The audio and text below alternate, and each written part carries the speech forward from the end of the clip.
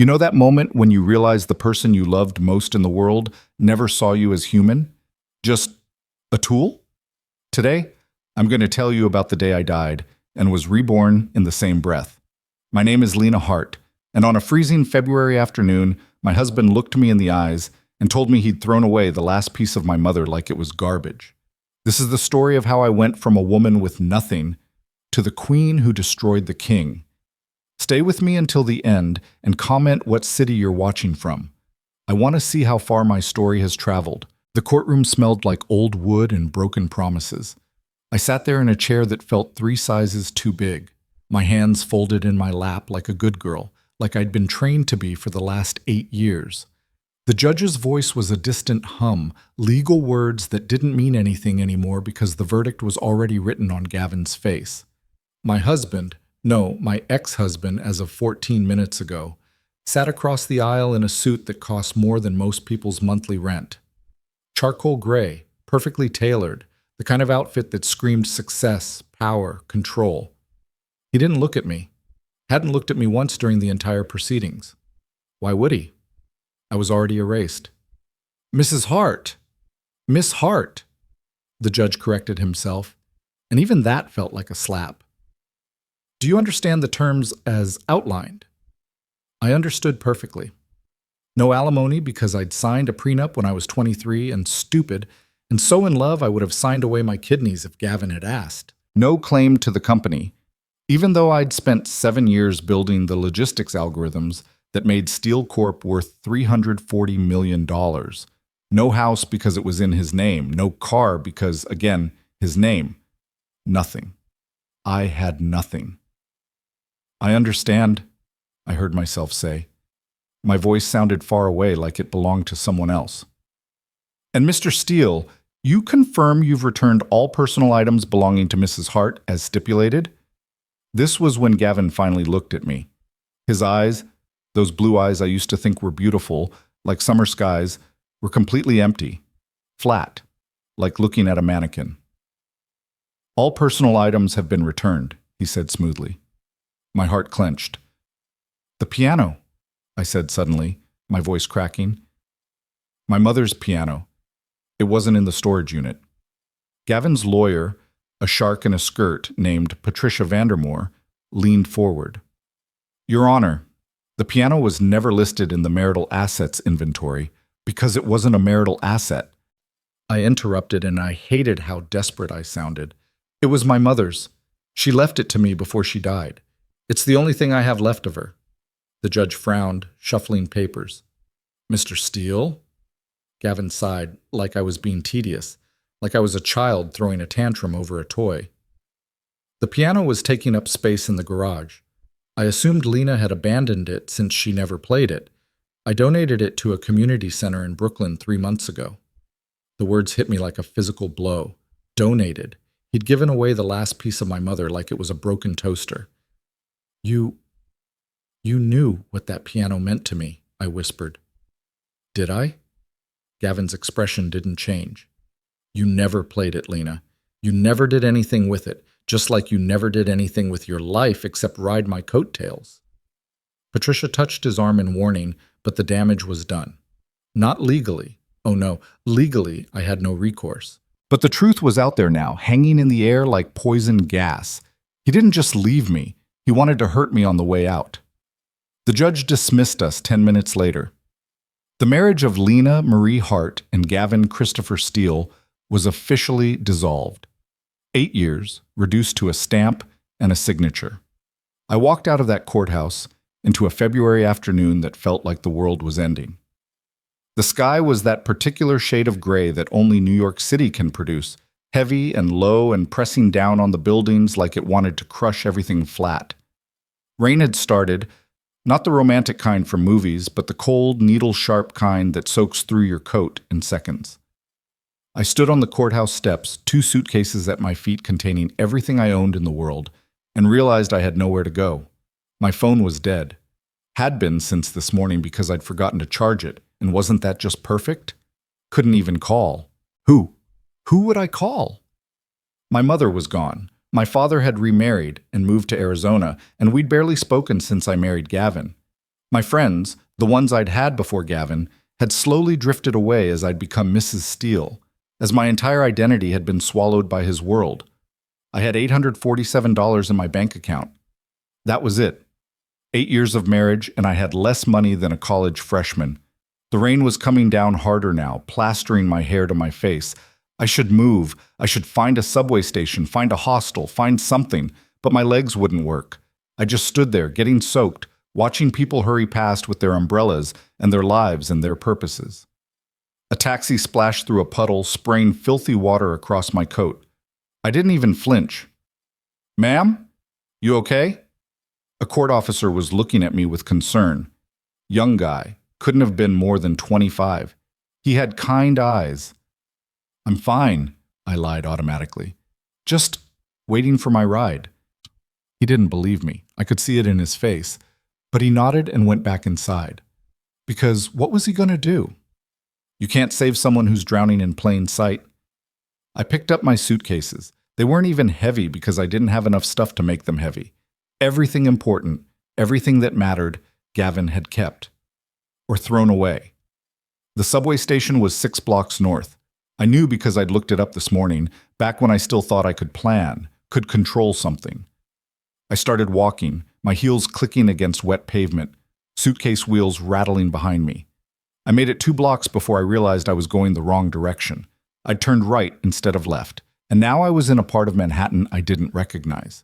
The buildings here were different, older, grander, townhouses instead of apartment complexes, trees lining the street even though it was February and they were bare and skeletal. This was money, old money. The kind of neighborhood where hedge fund managers and trust fund babies played at life. I should turn around, but I was so tired, and the rain was so cold, and what did it even matter anymore? I kept walking. The street got quieter, emptier, the kind of quiet that felt intentional, like the city itself had decided this block was off limits to regular people. Black iron fences. Security cameras. Windows with curtains drawn against the world. My left suitcase wheel caught on a crack in the sidewalk and I stumbled, catching myself against a lamppost. Water from the street splashed up, soaking through my shoes. I was shaking now, from cold, from shock, from the slow dawning realization that I had truly, completely, devastatingly lost everything. That's when I saw it. A townhouse at the end of the block, set back from the street. 4 stories of dark brick and black shutters, with a garden that even in winter looked like something from a Gothic novel. No lights in the windows. No signs of life. Empty. I don't know what possessed me. Desperation, maybe? Or the kind of insanity that comes from having nothing left to lose. But I found myself walking up to that house, dragging my suitcases up the stone steps to a massive front door that looked like it belonged to a castle. There was a brass knocker shaped like a lion's head. I lifted it and let it fall. The sound echoed, heavy and final. Nothing happened. Of course nothing happened. It was the middle of the afternoon on a Wednesday.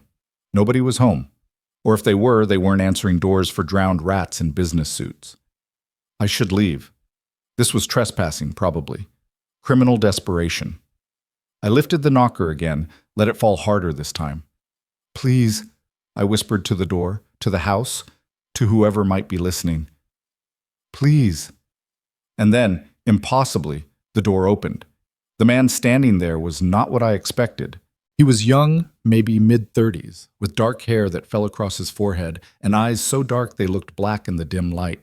He wore jeans and a gray sweater with the sleeves pushed up, barefoot despite the cold. Handsome in that effortless way some people are, like they weren't trying but couldn't help it. But it was his expression that stopped me cold. He was smiling. Not a polite smile, not a confused smile. A smile like he'd been waiting for me. Like I was exactly who he expected to find on his doorstep at 3 in the afternoon in a February rainstorm. "Hello," he said. His voice was warm, cultured, with the faintest trace of an accent I couldn't place. "You look like you've had the worst day of your life." I opened my mouth to speak, to apologize, to explain, but nothing came out. I just stood there, dripping on his doorstep, probably looking like a complete lunatic. His smile softened. "Come inside before you freeze to death. We can't have that. I shouldn't, I managed. You knocked on my door in a rainstorm with 2 suitcases and nowhere else to go, he said gently. I think should stopped applying to your situation about 3 hours ago. I'm Julian, by the way, Julian Cross. The name meant nothing to me. Should it have? He stepped back, holding the door wider. Come inside, Lena Hart. Let's get you dry. I froze. How do you know my name? His smile turned sad.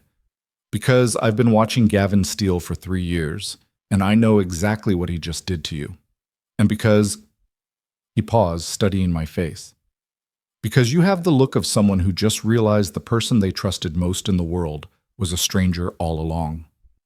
Something in his words cracked open the shell I'd been holding around myself. My knees went weak. Julian caught me before I fell, his hands steady on my arms. Easy. I've got you. You're safe now. I'm not, I whispered. I'm never going to be safe again. Maybe not, he agreed, guiding me gently inside. But you're going to be something better than safe. I promise you that.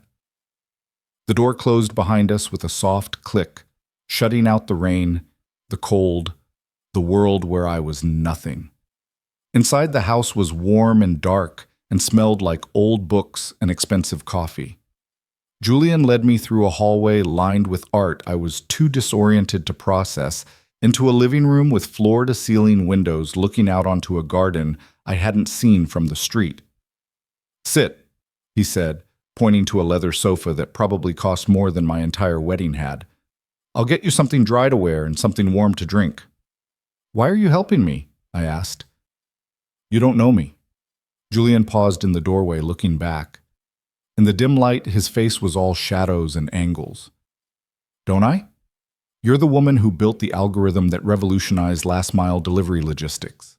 You're the one who solved the urban distribution problem that every company in America was trying to crack. You did that, Lena, not Gavin. I stared at him. How do you know that? Because I make it my business to know who the real geniuses are, he said simply. And because Gavin Steele couldn't code his way out of a paper bag if his life depended on it. Everything he has, he stole. From you, from investors, from anyone stupid enough to trust him. Who are you? I whispered. Julian's smile turned sharp, dangerous. I'm the man who's going to help you destroy him, if you want it badly enough. Do you, Lena? Do you want to watch Gavin Steele lose everything the way you just did? I should have said no. I should have been horrified, should have run out of that house and never looked back. Nice girls don't plot revenge. Nice girls move on, heal, become better people. But I'd been a nice girl for 8 years, and where had it gotten me? Yes, I said. Yes, I want that. What? Julian's smile bloomed into something beautiful and terrifying. Good. Then let me tell you a story about a man named Julian Cross and a company called Vortex, and how your ex-husband is about to make the biggest mistake of his life. He sat down across from me, leaning forward with his elbows on his knees, and I realized with a strange clarity that this moment, right here, right now, was the moment my life split into before and after. Before, I was Lena Hart, who lost everything. After, I would be someone else entirely. 3 years ago, Julian began, I was the youngest senior partner at Blackstone Capital. I had everything, money, respect, a future that looked unstoppable. I developed an algorithm, a predictive model for market movements that was so accurate it was basically magic. I called it Phoenix. He paused, and something flickered across his face. Pain, old and deep. Julian Cross was my mentor, the man I trusted more than anyone. He took my algorithm, repackaged it, and sold it as his own. By the time I realized what happened, he'd already built Vortex into a billion-dollar empire on my stolen work. When I tried to fight back, he buried me, destroyed my reputation, froze my assets, made sure no one in finance would ever work with me again. Officially, Julian Cross disappeared. Died in a car accident, some people say. Others think I'm living on a beach somewhere, drinking away my failure. But you're here, I said. I'm here, he agreed. And I've spent 3 years in the shadows, watching, waiting, building resources, learning everything I could about Cross's empire and looking for his weak point. And then 6 months ago, I found it. Gavin. Gavin Steele, who's about to merge with Vortex in the deal of the century, who's going to hand Crow monopoly power over the entire East Coast logistics network, who's too arrogant to realize he's being used just like I was. Julian stood walking to the window. Rain streaked down the glass, turning the garden into an impressionist painting. Here's what Gavin doesn't know, he continued. That algorithm you built, the one he's claiming as his own intellectual property in the merger documents, it has a fatal flaw. Not a bug, exactly. More like a dependency. It only works if the person who created it maintains the core architecture. Without you, it'll start degrading in about 6 months. Slowly at first, then catastrophically. I felt my heart start to pound. I designed it that way. As insurance, Gavin didn't know because he never actually understood how it worked. Exactly. And when Vortex realizes they've acquired a ticking time bomb, they're going to tear Gavin apart. But that's not enough for me, Lena. That's justice, maybe, but it's not revenge. I want more. I want to beat them both. He turned back to me and his eyes were blazing now. I want to build something better than Vortex. I want to create a company that doesn't just compete with them, it makes them obsolete. And I want Gavin to watch as the woman he threw away becomes the most powerful person in the industry. I want him to know every single day for the rest of his life that he destroyed himself when he underestimated you. My hands were shaking. That's impossible. Is it? You have the mind, I have the resources. Together we have something neither Crow nor Gavin can touch. The truth. They're both built on lies, on stolen work, on other people's brilliance. We'll be built on something real. Why me? I asked. If you've been planning this for 3 years, why wait for me? Julian smiled, and it was the saddest thing I'd ever seen. Because revenge without justice is just destruction, and I've seen enough destruction. But you have a right to this. You earned this. And frankly, Lena, I need someone who understands what it's like to be erased by someone you trusted. I need someone who's angry enough to see this through, no matter how hard it gets. I don't know anything about running a company. You don't have to. That's my job. Your job is to be the face of it, the founder, the visionary, the woman who rose from nothing to build an empire. People love that story, Lena. They eat it up. And when they find out you're Gavin Steele's ex-wife, the one he threw away like garbage? Julian's smile turned sharp. The press will lose their minds. This is insane. Completely, he agreed cheerfully. But what's your alternative? Find a job somewhere, start over, spend the next 10 years climbing back to mediocre while Gavin and his new girlfriend live in your house and spend your money and pretend you never existed. The new girlfriend. I'd almost forgotten about Sabrina Knox, 26 years old, Instagram influencer, brand consultant, which, as far as I could tell, meant she took pictures of herself drinking green juice. Gavin had started bringing her to company events 3 months before he asked for the divorce. I'd pretended not to notice. How do you know about Sabrina? I asked. I know everything about Gavin's life, every meeting, every deal, every lie he tells. I've been studying him like a scientist studies a disease. And Lena? He's about to make his biggest mistake yet. The Vortex merger. The Vortex merger, Julian confirmed, which is scheduled to close in exactly 90 days. That's our timeline. 3 months to build a company from nothing, to position you as a serious competitor, to make enough noise that when we reveal the truth about your algorithm, people will listen. I stood up and was surprised to find my legs were steady. Something was shifting inside me. The grief, the shock, the devastating emptiness. It was still there. But underneath it, like a heartbeat, was something else. Rage. Pure, cold, crystalline rage. What do you need me to do? I heard myself ask. Julian's smile was brilliant. First, we get you out of those wet clothes and feed you something that isn't despair. Then we start planning. I have lawyers, accountants, designers, developers, all people who've been waiting for the signal to move. But before any of that, I need to know you're really in. Because once we start this, there's no going back. Gavin will come after you. Crow will come after you. This won't be clean, or easy, or safe. I have nothing left to lose, I said. That's not true, Julian said softly. You have yourself. And that's the most dangerous thing in the world to a man like Gavin Steele. A woman who remembers who she was before he tried to erase her. He held out his hand. I looked at it for a long moment. This was the choice, right here. I could walk out of this house, find a subway station, disappear into my small life and try to rebuild. Or I could take his hand and step into something that would either destroy me or remake me completely. There was no middle ground. I reached out and shook Julian's hand. His grip was firm, warm, real. Okay, I said, let's burn it all down. The next 72 hours passed in a blur of activity that felt like being caught in a hurricane with a purpose. Julian's townhouse, which had seemed so quiet and tomb-like that first afternoon, transformed into a command center. People appeared as if summoned by magic. Lawyers in sharp suits who spoke in rapid-fire legalese, tech developers who looked like they hadn't slept in days. A woman named Vanessa Chen, who introduced herself as a brand strategist and immediately started taking photos of Lena from different angles while muttering about bone structure and the narrative arc of resurrection. Lena sat in the middle of it all, still wearing borrowed clothes, Julian's sisters, he'd said, though he'd offered no other information about her, and felt like she was watching herself from a great distance. Was this real? Was she really doing this? Stop thinking so loud, Julian said, appearing at her elbow with a cup of coffee. I can hear your doubts from across the room. I'm not doubting, Lena said, which was only half a lie. I'm just processing. Process faster. We have a meeting with the incorporation lawyers in 20 minutes, and you need to sign about 40 documents to officially become the founder and CEO of Phoenix Holdings. CEO, Lena repeated. The word felt foreign in her mouth. 3 days ago, she'd been nobody. Now she was supposed to run a company?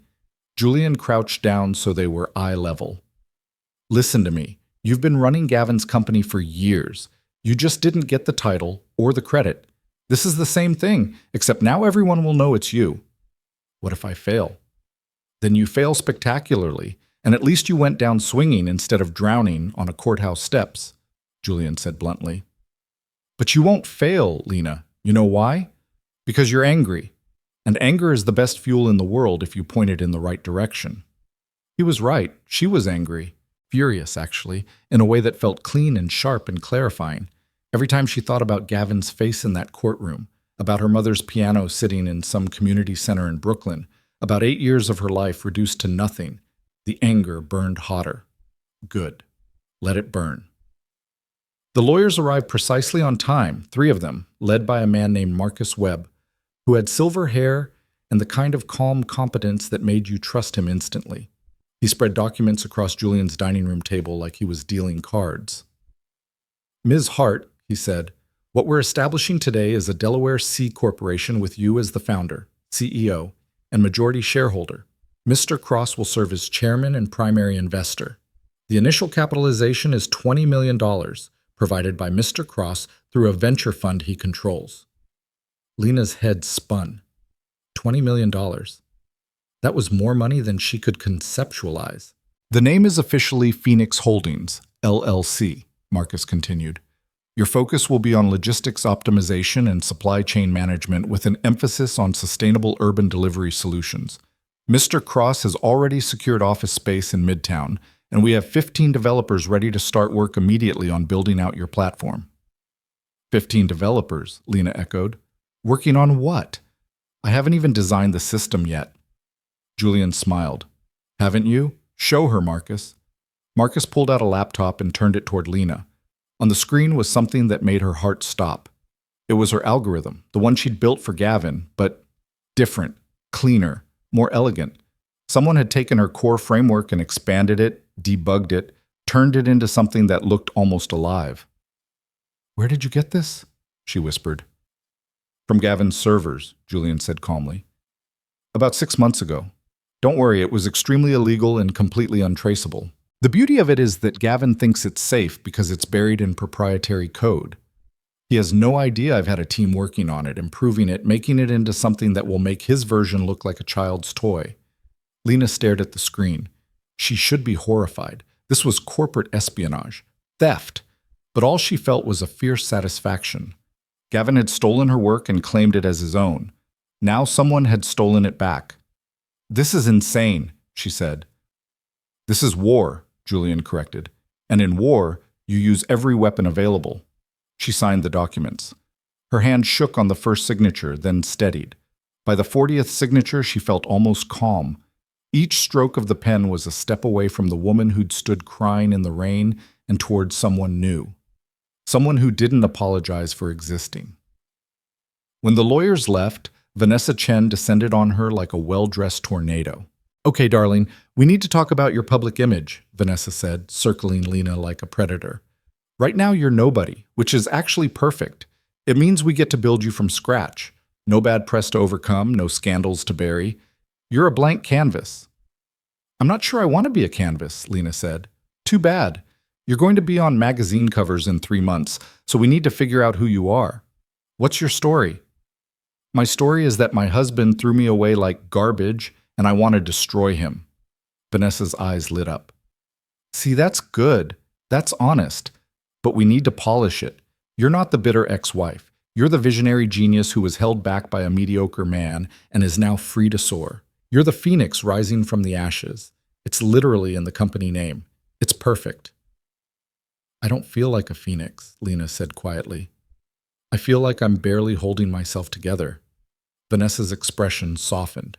"Honey, every powerful woman in history has felt that way.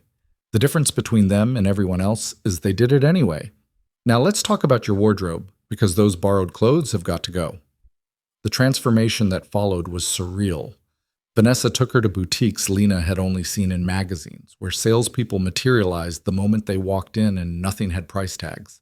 Lena tried on suits in midnight blue and charcoal gray, dresses that hugged her body in ways that made her feel powerful instead of self-conscious, shoes that cost more than her monthly grocery budget used to be.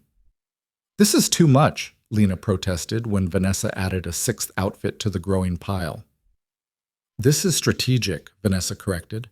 "When you walk into a room, people need to know immediately that you're someone who matters. Clothes are armor, Lena, especially for women. We don't get to show up in jeans and a t-shirt and be taken seriously. It's not fair, but it's reality." Lena looked at herself in the mirror. The woman looking back was a stranger, polished, professional, put together, the kind of woman who ran companies and made decisions and didn't flinch. "I don't recognize myself," she whispered. "Good," Vanessa said. "That means it's working." Back at the townhouse, Julian was on the phone when she arrived, pacing the length of his office with an intensity that made the room feel electric. He hung up when he saw her and his eyes widened. "Well," he said, "that's terrifying in the best possible way." Lena looked down at herself. She was wearing one of the new suits, navy blue with subtle pinstripes, paired with a cream silk blouse and heels that made her 3 inches taller. Vanessa's idea. Vanessa is a genius. You look like you could buy and sell Gavin steel before breakfast. That's the goal, isn't it? "The goal is to make him wish he'd never met you," Julian said. "Looking like you could destroy him is just the first step. Come on, I want to show you something." He led her upstairs to a room she hadn't seen before. When he opened the door, Lena gasped.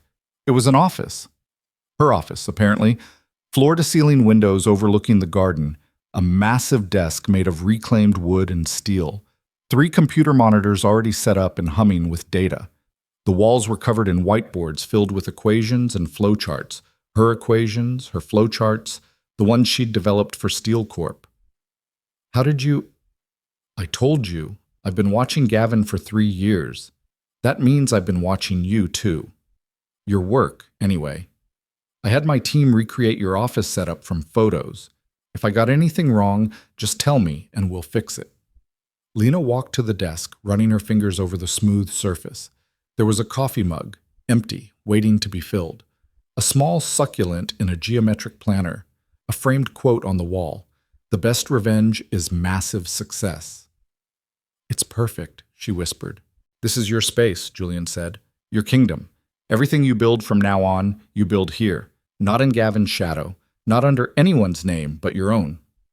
Lena turned to face him. "Why are you doing this? And don't tell me it's just about destroying Damien Crow. You could do that without me." Julian was quiet for a long moment. Then he walked to the window, looking out at the skeletal trees. 5 years ago, I had a sister," he said finally. "Elena. She was brilliant, smarter than me by a mile. She worked at a tech startup, developed this incredible AI model for medical diagnostics. Her boss took credit for it, pushed her out, made millions off her work. She tried to fight back, but no one believed her. Everyone assumed the man in charge was the genius, and she was just, what? A pretty face who got lucky? His voice had gone flat, emotionless, which somehow made it worse. She couldn't handle it. The injustice, the betrayal. She started having panic attacks, stopped sleeping. One night she took pills. Too many pills. By the time I found her, it was too late. Lena's breath caught. Julian, I'm so sorry. I don't want sorry, he said. I want justice. I want to live in a world where brilliant women don't get erased by mediocre men, where people like Gavin and Crow don't get to steal and lie and destroy and walk away richer for it. That's why I'm doing this, Lena, because my sister doesn't get a second chance, but you do. And I'll be damned if I let it go to waste. He turned back to her, and his eyes were blazing. So yes, I want to destroy Crow, but I also want to prove that it's possible to win without being like them, to build something real, something good, and still come out on top. Call it naive if you want, but I have to believe it's possible. Otherwise, what's the point? Lena walked over to him and did something she hadn't planned. She hugged him. Julian stiffened for a moment, then slowly relaxed, his arms coming up to return the embrace. We're going to make them pay, she said quietly. For your sister. For my mother's piano. For every person they've ever stepped on. We're going to make them pay. Yes, Julian said. We are. The next 6 weeks were a masterclass in controlled chaos. Lena threw herself into work with a ferocity that surprised even her. She spent 18-hour days at the desk Julian had built for her, refining the algorithm, building out the platform, working with the developers to create something that didn't just compete with Steel Corp and Vortex, it made them obsolete. The core innovation was brilliant in its simplicity. Instead of the traditional hub-and-spoke model that Gavin used, Phoenix would create a distributed network of micro-fulfillment centers throughout the city, using real-time AI optimization to route deliveries through the most efficient paths. It would cut delivery times in half and reduce costs by 40%. This is insane, said Marcus, one of the lead developers, staring at her latest iteration. If this works, it'll work, Lena said. If this works, Marcus continued, you're going to put every traditional logistics company out of business. Starting with Steel Corp, Lena said, with a smile that was all teeth. But the technical work was only half the battle. Vanessa was building the public image of Phoenix Holdings, carefully leaking information to tech blogs and business journalists. Mysterious new logistics startup backed by anonymous billionaire investor.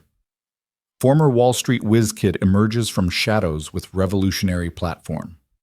The rumors were spreading exactly as planned. Julian handled the business development, reaching out to potential clients, setting up partnerships, laying the groundwork for the launch. He moved through the business world like a ghost, present but invisible, known but unknown.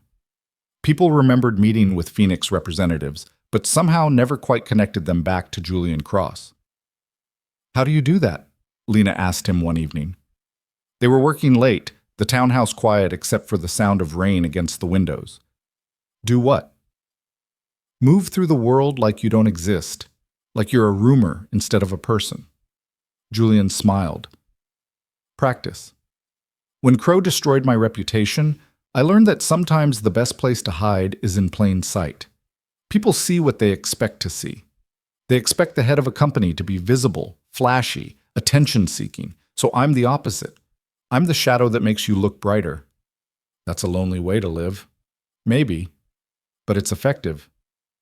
Lena studied him in the dim light. She'd been living in his house for 6 weeks now, working alongside him every day, and she still felt like she barely knew him. He was generous, brilliant, driven, but there was a wall around him, a distance he maintained even in moments of closeness. Julian, she said carefully, after we destroy Gavin and Crow, what then? What do you want? He was quiet for so long she thought he wasn't going to answer. Then he said, I want to stop feeling like I failed my sister. I want to wake up one morning and not have the first thought in my head be about revenge. I want to build something that matters. Phoenix matters. Phoenix is a weapon, a very effective weapon, but still, when the war is over, I want to build something that's about creation instead of destruction. We could do that, Lena said. Together, after.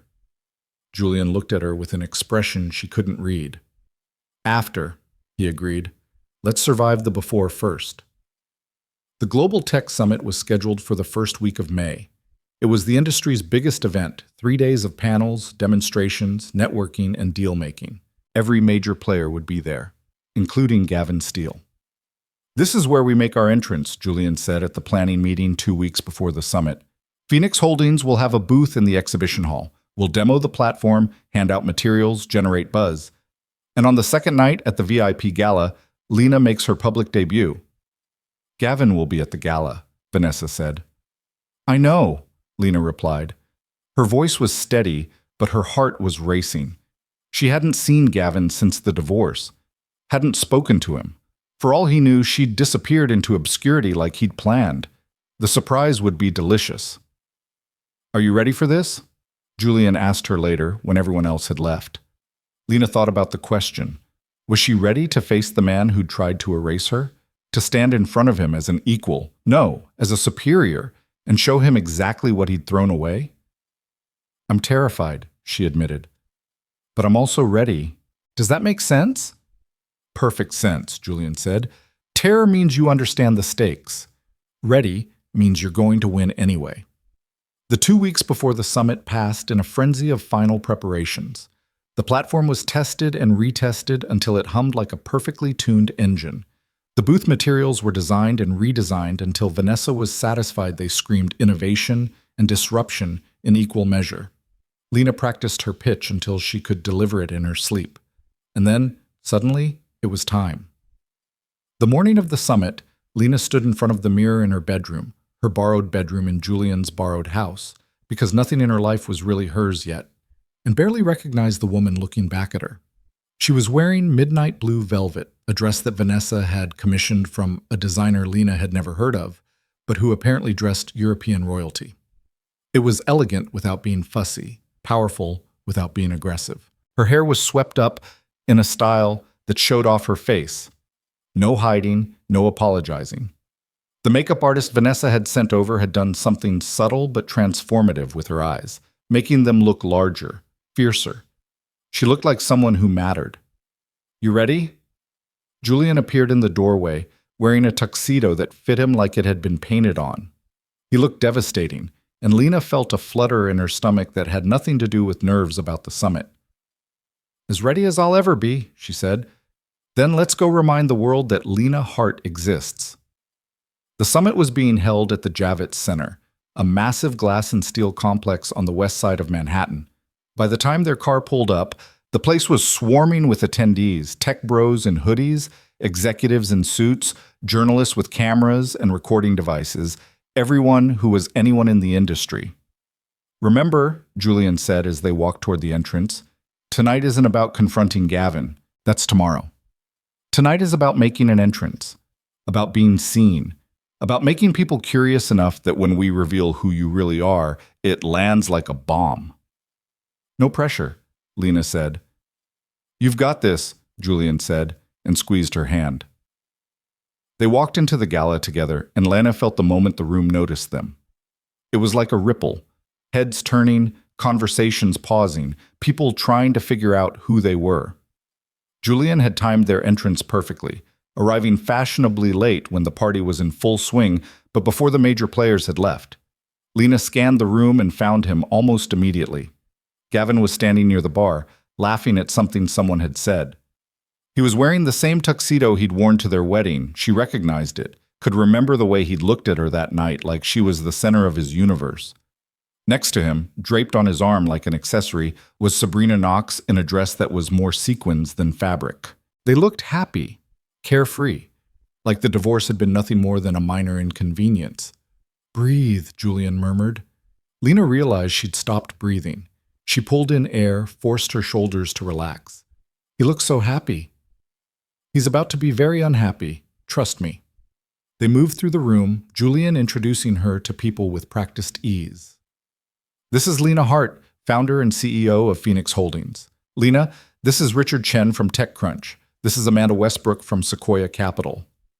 This is... The names blurred together, but Lena smiled and shook hands and answered questions about Phoenix with the pitch she'd practiced until it was second nature. She could see people's interest sharpening, see them making mental notes to follow up, to learn more about this new player who'd appeared out of nowhere. And then, inevitably, Gavin noticed her. She saw the exact moment his brain processed what he was seeing. He'd been mid-laugh, mid-sip of champagne, and he froze. The glass stopped halfway to his lips. The smile died on his face. He stared at her like he was seeing a ghost. Lena smiled at him. Not a warm smile. Not a forgiving smile. A smile that said, "I survived you." Gavin set down his champagne and started walking toward her, Sabrina trailing behind him, looking confused. "Lena?" he said when he reached her. He sounded genuinely shocked. "What are you doing here?" "Attending a tech summit," Lena said pleasantly. "Same as you." "But how did you... Who invited you?" "I'm here as the CEO of Phoenix Holdings," Lena said. "We're launching next month. Surely you've heard of us. We've been getting quite a bit of press." She watched the gears turn in Gavin's head. Phoenix Holdings, the mysterious new logistics startup everyone was talking about. And Lena was the CEO? That's not possible, Gavin said. "You don't know anything about running a company." "Funny," Lena said. "I ran yours for 7 years. Gavin's face went red. "You were my assistant. You helped with some coding. That's not the same as..." "I built the algorithm that made Steel Corp worth $300 million, Lena said, and her voice was steel wrapped in silk. "I designed the entire logistics framework you're currently selling to Vortex. So yes, Gavin, I think I know a little something about running a company." Sabrina was looking between them with wide eyes. "Gavin? Who is this?" "This," Julian said smoothly, stepping forward, "is Lena Hart, Gavin's ex-wife, and the most brilliant logistics mind in the industry. Gavin, I don't believe we've met. Julian Cross, chairman of Phoenix Holdings." Gavin stared at Julian like he'd grown a second head. "Julian Cross is dead." "Rumors of my demise were greatly exaggerated," Julian said with a smile that could cut glass. "Much like rumors of Lena's insignificance, wouldn't you say?" People were starting to notice the confrontation. Conversations around them were dying, heads turning. This was exactly what Julian had wanted. A scene, a moment, something that would be talked about for the rest of the summit. "This is ridiculous," Gavin said, but his voice had lost its certainty. "Lena, what are you doing? Is this some kind of revenge plot? Are you seriously trying to compete with me?" "Compete?" Lena laughed, and it felt like freedom. "Gavin, I'm not trying to compete with you. I'm going to bury you." She turned and walked away, Julian at her side, leaving Gavin standing there looking like he'd been punched. The crowd parted for them like water, and Lena could hear the whispers starting, the speculation, the scandal. Perfect. "That," Julian said when they were safely on the other side of the room, "was magnificent." "I'm shaking," Lena admitted. "You should be. You just declared war in front of 300 witnesses. There's no going back now." "Good," Lena said. "I don't want to go back. I want to go forward. I want to watch him lose everything." "Then tomorrow," Julian said, "we show them what you built. We show them that Phoenix isn't just talk, it's the future. And Gavin Steele is the past." Lena looked back across the room. Gavin was still standing by the bar, Sabrina talking urgently in his ear, but he wasn't listening. He was staring at Lena with an expression she'd never seen before. Fear. He was afraid of her. And it felt absolutely glorious. The night didn't end with Gavin's shocked face at the bar. It should have. That would have been the perfect closing scene, the moment of triumph before the real battle began. But Lena was learning that revenge wasn't a single perfect moment. It was 1,000 small cuts, each one more precise than the last. She and Julian stayed at the gala for another 2 hours, working the room with surgical precision. Every conversation was strategic, every handshake calculated.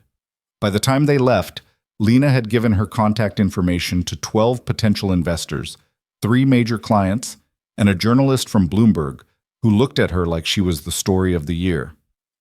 "You're a natural," Julian said in the car on the way back to the townhouse. "I've never seen someone command a room like that on their first try." "I was terrified the entire time," Lena admitted. Her hands were still shaking from the adrenaline. Terror and power look the same from the outside. That's the secret nobody tells you.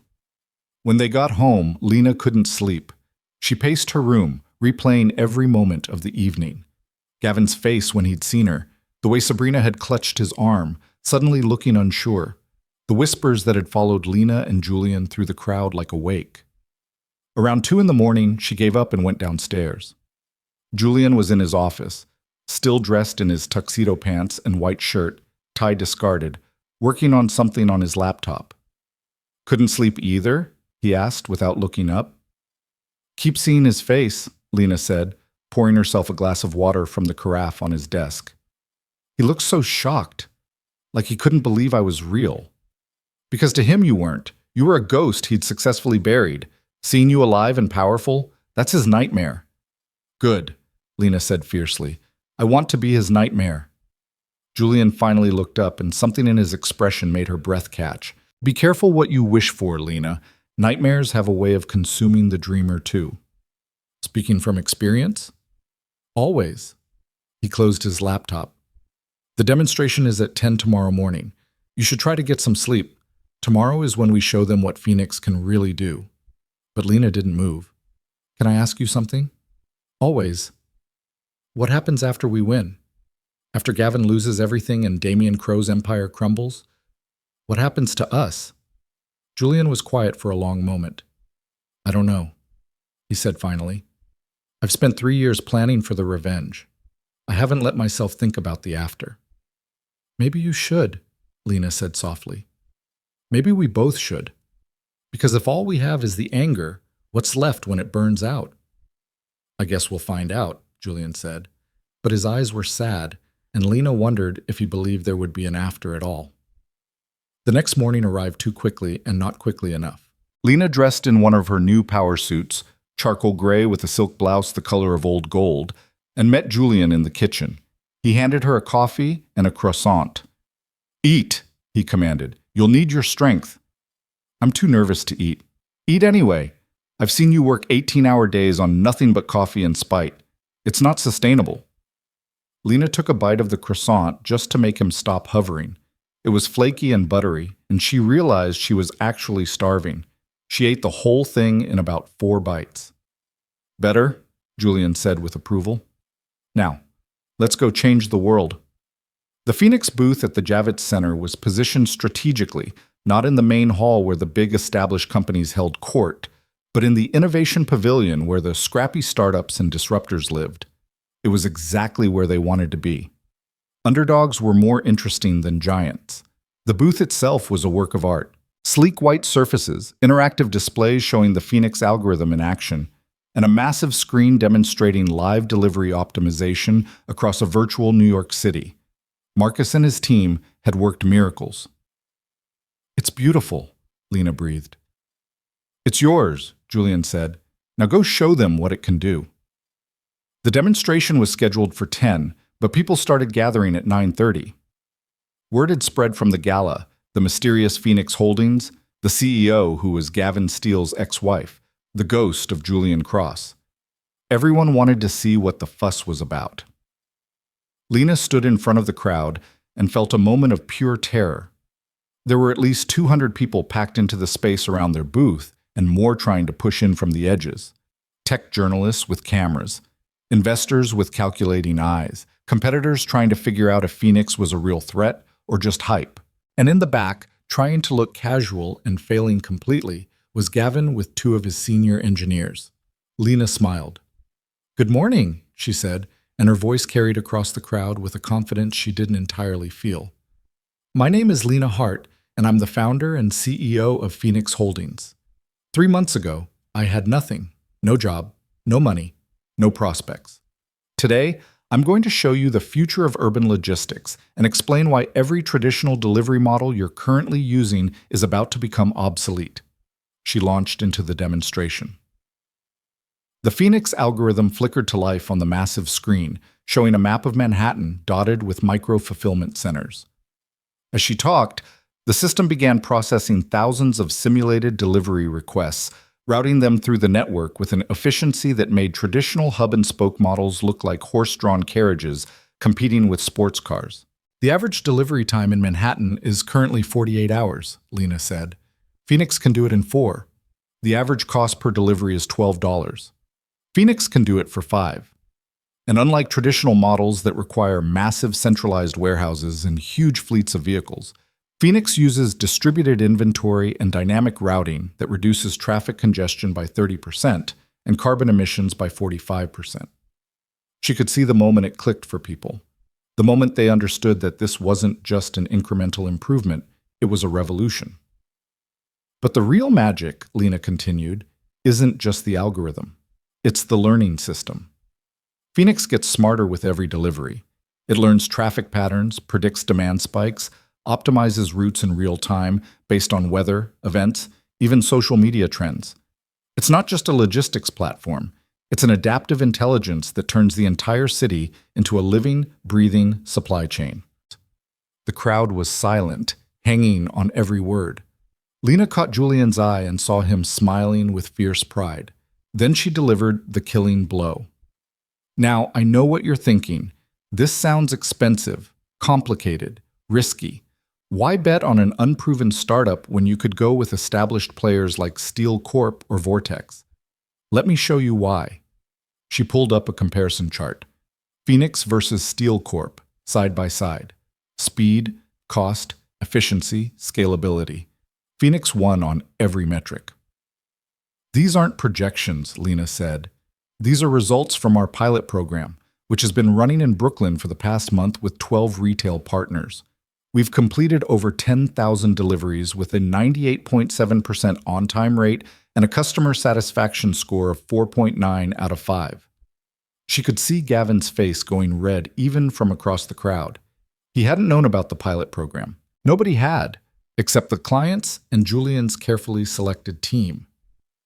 Phoenix Holdings will officially launch citywide on June 1st, Lena concluded. We're currently accepting applications from retail partners, and we have venture backing sufficient to scale to 5 additional cities by the end of the year. If you're interested in being part of the future instead of clinging to the past, come talk to me. Thank you. The applause was thunderous. People surged forward, shoving business cards at her, asking questions, wanting demos, wanting in. Lena fielded them all with growing confidence, watching Gavin slink away at the back of the crowd like a beaten dog. It felt better than she'd imagined. The rest of the day was a blur of meetings and pitches and negotiations. By 6 in the evening, Lena had provisional agreements with 8 new retail partners, meetings scheduled with 4 venture capital firms, and a phone full of contacts from journalists who wanted to tell the Phoenix story. You were magnificent, Vanessa said, appearing with champagne. The press is going crazy. They're calling it the comeback story of the year. It's not a comeback, Lena said. It's a debut. I was never somebody before. Now I am. Even better angle, Vanessa said, making notes. I love it. Now about the board meeting tomorrow. What board meeting? Lena asked. Julian appeared looking grim. Steel Corp's quarterly board meeting. It's open to shareholders, and I happen to own 3% of Gavin's company through a shell corporation he doesn't know about, which means you, as my proxy, can attend. Lena's heart started racing. You want me to go to Gavin's board meeting? I want you to destroy him in front of his own board of directors, Julian corrected.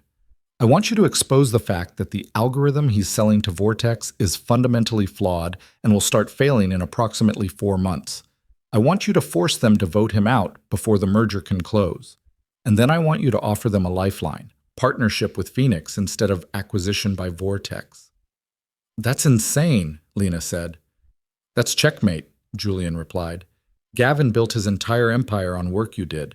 Now you're going to take it back piece by piece in front of everyone who matters. Are you in? Lena thought about the piano, about 8 years of her life spent building someone else's dream, about standing in the rain with nothing while Gavin moved on like she'd never existed. I'm in, she said. Let's end him. The Steel Corp offices were in a glass tower in Midtown, all sharp angles and reflective surfaces designed to make visitors feel small. Lena had been here hundreds of times during her marriage. usually carrying coffee or lunch for Gavin and his team, always invisible, always in the background. Walking in through the front doors as Lena Hart, CEO of Phoenix Holdings, shareholder proxy with a legal right to attend the board meeting, felt like stepping into an alternate universe. The receptionist's eyes widened. "Ms. Hart? I didn't know you'd be attending today." "Surprise," Lena said with a smile that was all teeth. "Conference room B, correct?" "Yes, but—" Lena didn't wait for the objection. She walked straight to the elevators, Julian at her side, and rode up to the 14th floor. The board meeting was already in session. She could hear Gavin's voice through the door, confident and smooth, giving his quarterly report. Revenue is up 18% year over year, and the Vortex merger is on track to close by the end of Q2. Once that happens, Steel Corp will be the dominant logistics provider on the East Coast, with a clear path to national expansion. Lena opened the door and walked in. The room fell silent. 12 board members, all men in expensive suits, stared at her like she was an alien. Gavin, standing at the head of the table mid-presentation, looked like he was going to have a stroke. "Lena?" he said. "What the hell are you doing here?" "Attending the board meeting," Lena said calmly. She held up a document. "As proxy for a shareholder who owns 3% of this company, I have a legal right to be present. Unless you'd like to call security and have me removed, in which case I'll file a formal complaint with the SEC about shareholder rights violations. Your choice, Gavin." Patricia Vandermoor, Gavin's lawyer and board member, leaned forward. "Who's the shareholder you're representing?" "Cross Capital Ventures," Lena said. "A Delaware-registered investment fund. All perfectly legal and documented. Here's the paperwork if you'd like to review it." She slid the documents across the table. Patricia picked them up, scanned them, and her face went pale. "These are legitimate," she said quietly. "Of course they are," Lena said. "Now, may I sit? Or would you prefer I stand here awkwardly while Gavin continues lying to you about the Vortex merger?" "I'm not lying about anything," Gavin snapped. "Really?" Lena turned to address the board. "Has Gavin mentioned that the core algorithm driving Steel Corp's logistics platform has a fundamental architectural dependency that will cause system-wide failures starting in approximately 4 months?" The room exploded. "That's absurd," Gavin said, but his voice had lost its certainty. "Is it?" The algorithm was designed with a self-correcting loop that requires ongoing maintenance by the original developer. Without that maintenance, the correction factor degrades at a rate of approximately 2% per week. After 16 weeks, which is right around the time the Vortex merger is scheduled to close, the system will start producing routing errors. After 20 weeks, it'll be completely unreliable. One of the board members, a man named Richard Kensington, leaned forward. "How do you know this?" "Because I designed the algorithm," Lena said simply. "I built it from scratch. Every line of code, every optimization, every correction protocol. Gavin took credit for my work, but he never actually understood how it functioned. Did you, Gavin?" Gavin's face was bright red. "This is slander. You're making things up because you're bitter about the divorce." "Am I?" "Then explain to the board why the system has already started showing anomalies. Small ones, easy to miss, but they're there. A 3% increase in misrouted deliveries over the past month. A 2.5% uptick in customer complaints. The degradation has already begun." Richard turned to Gavin. "Is this true?" "There are always minor fluctuations," Gavin said, but he was sweating now.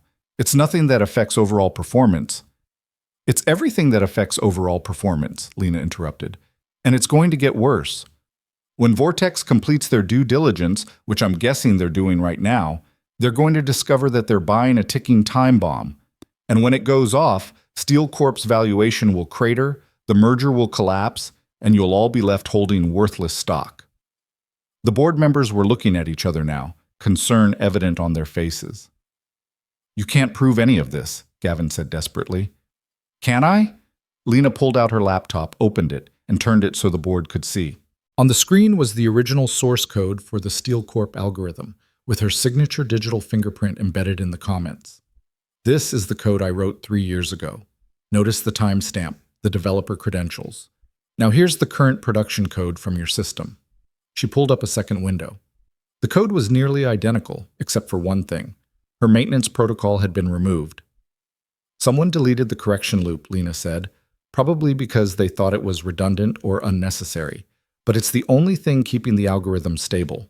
Without it, the entire system falls apart, and the only person who knows how to rebuild it is me. The room was dead silent.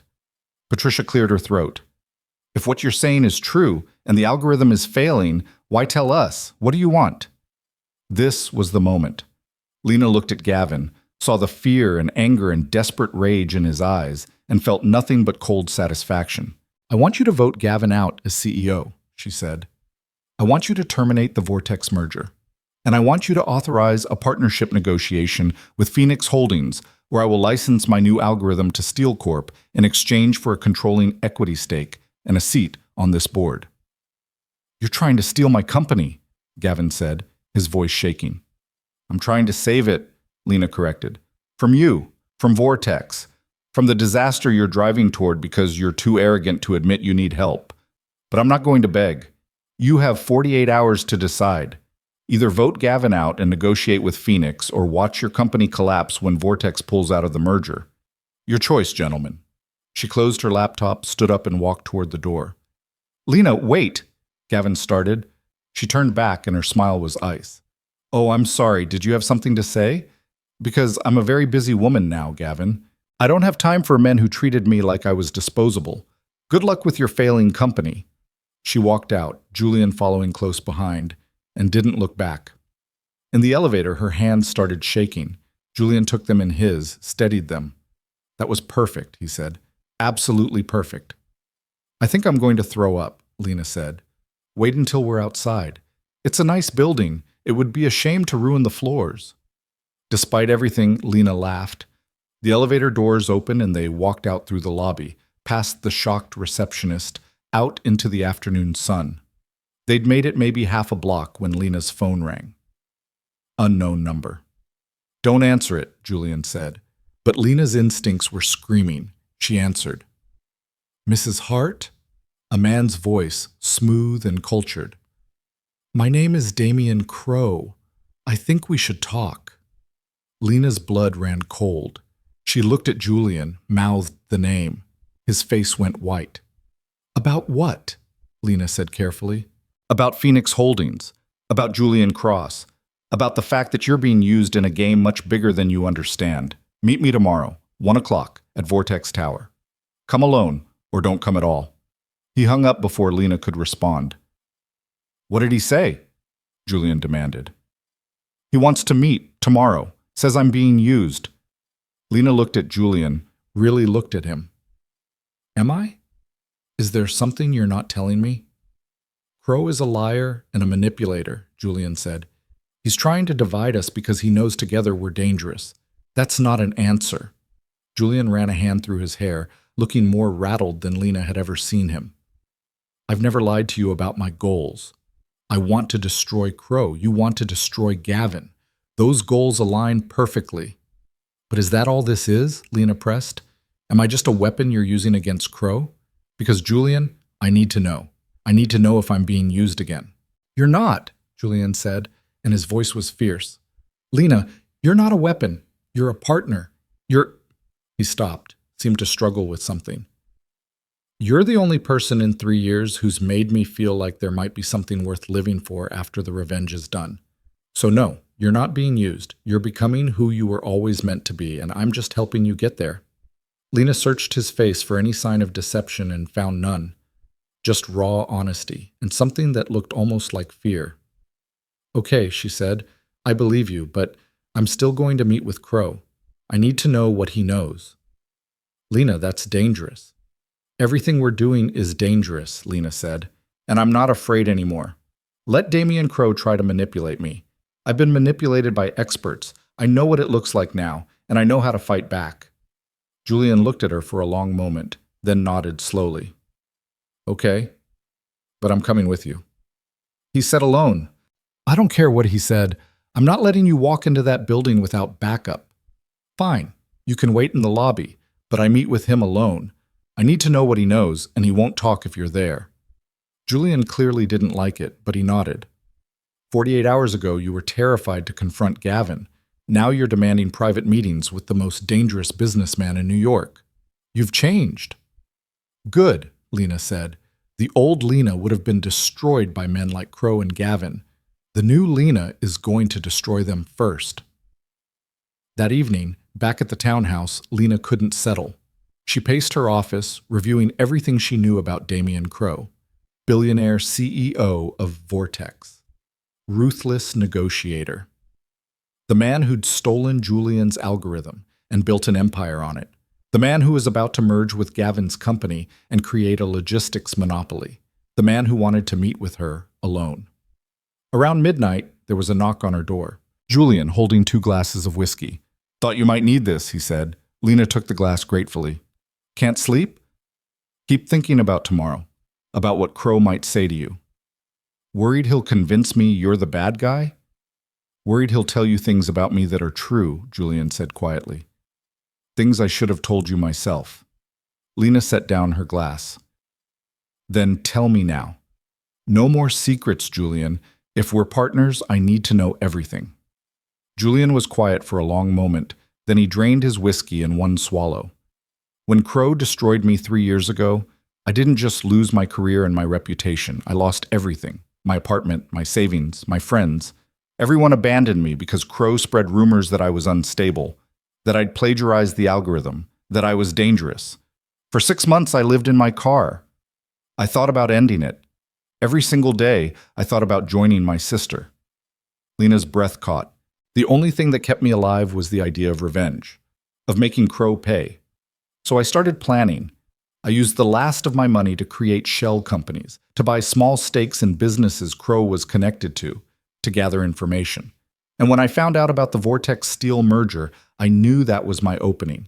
Gavin was weak, arrogant, sloppy. And you—" He looked at Lena. "You were the secret weapon I didn't know I needed." "So you did use me," Lena said, but there was no anger in her voice, just sadness. "At first," Julian admitted, "when I saw you on my doorstep that day, soaking wet and broken, I saw an opportunity. The ex-wife of my enemy's business partner, brilliant and angry and ready for revenge.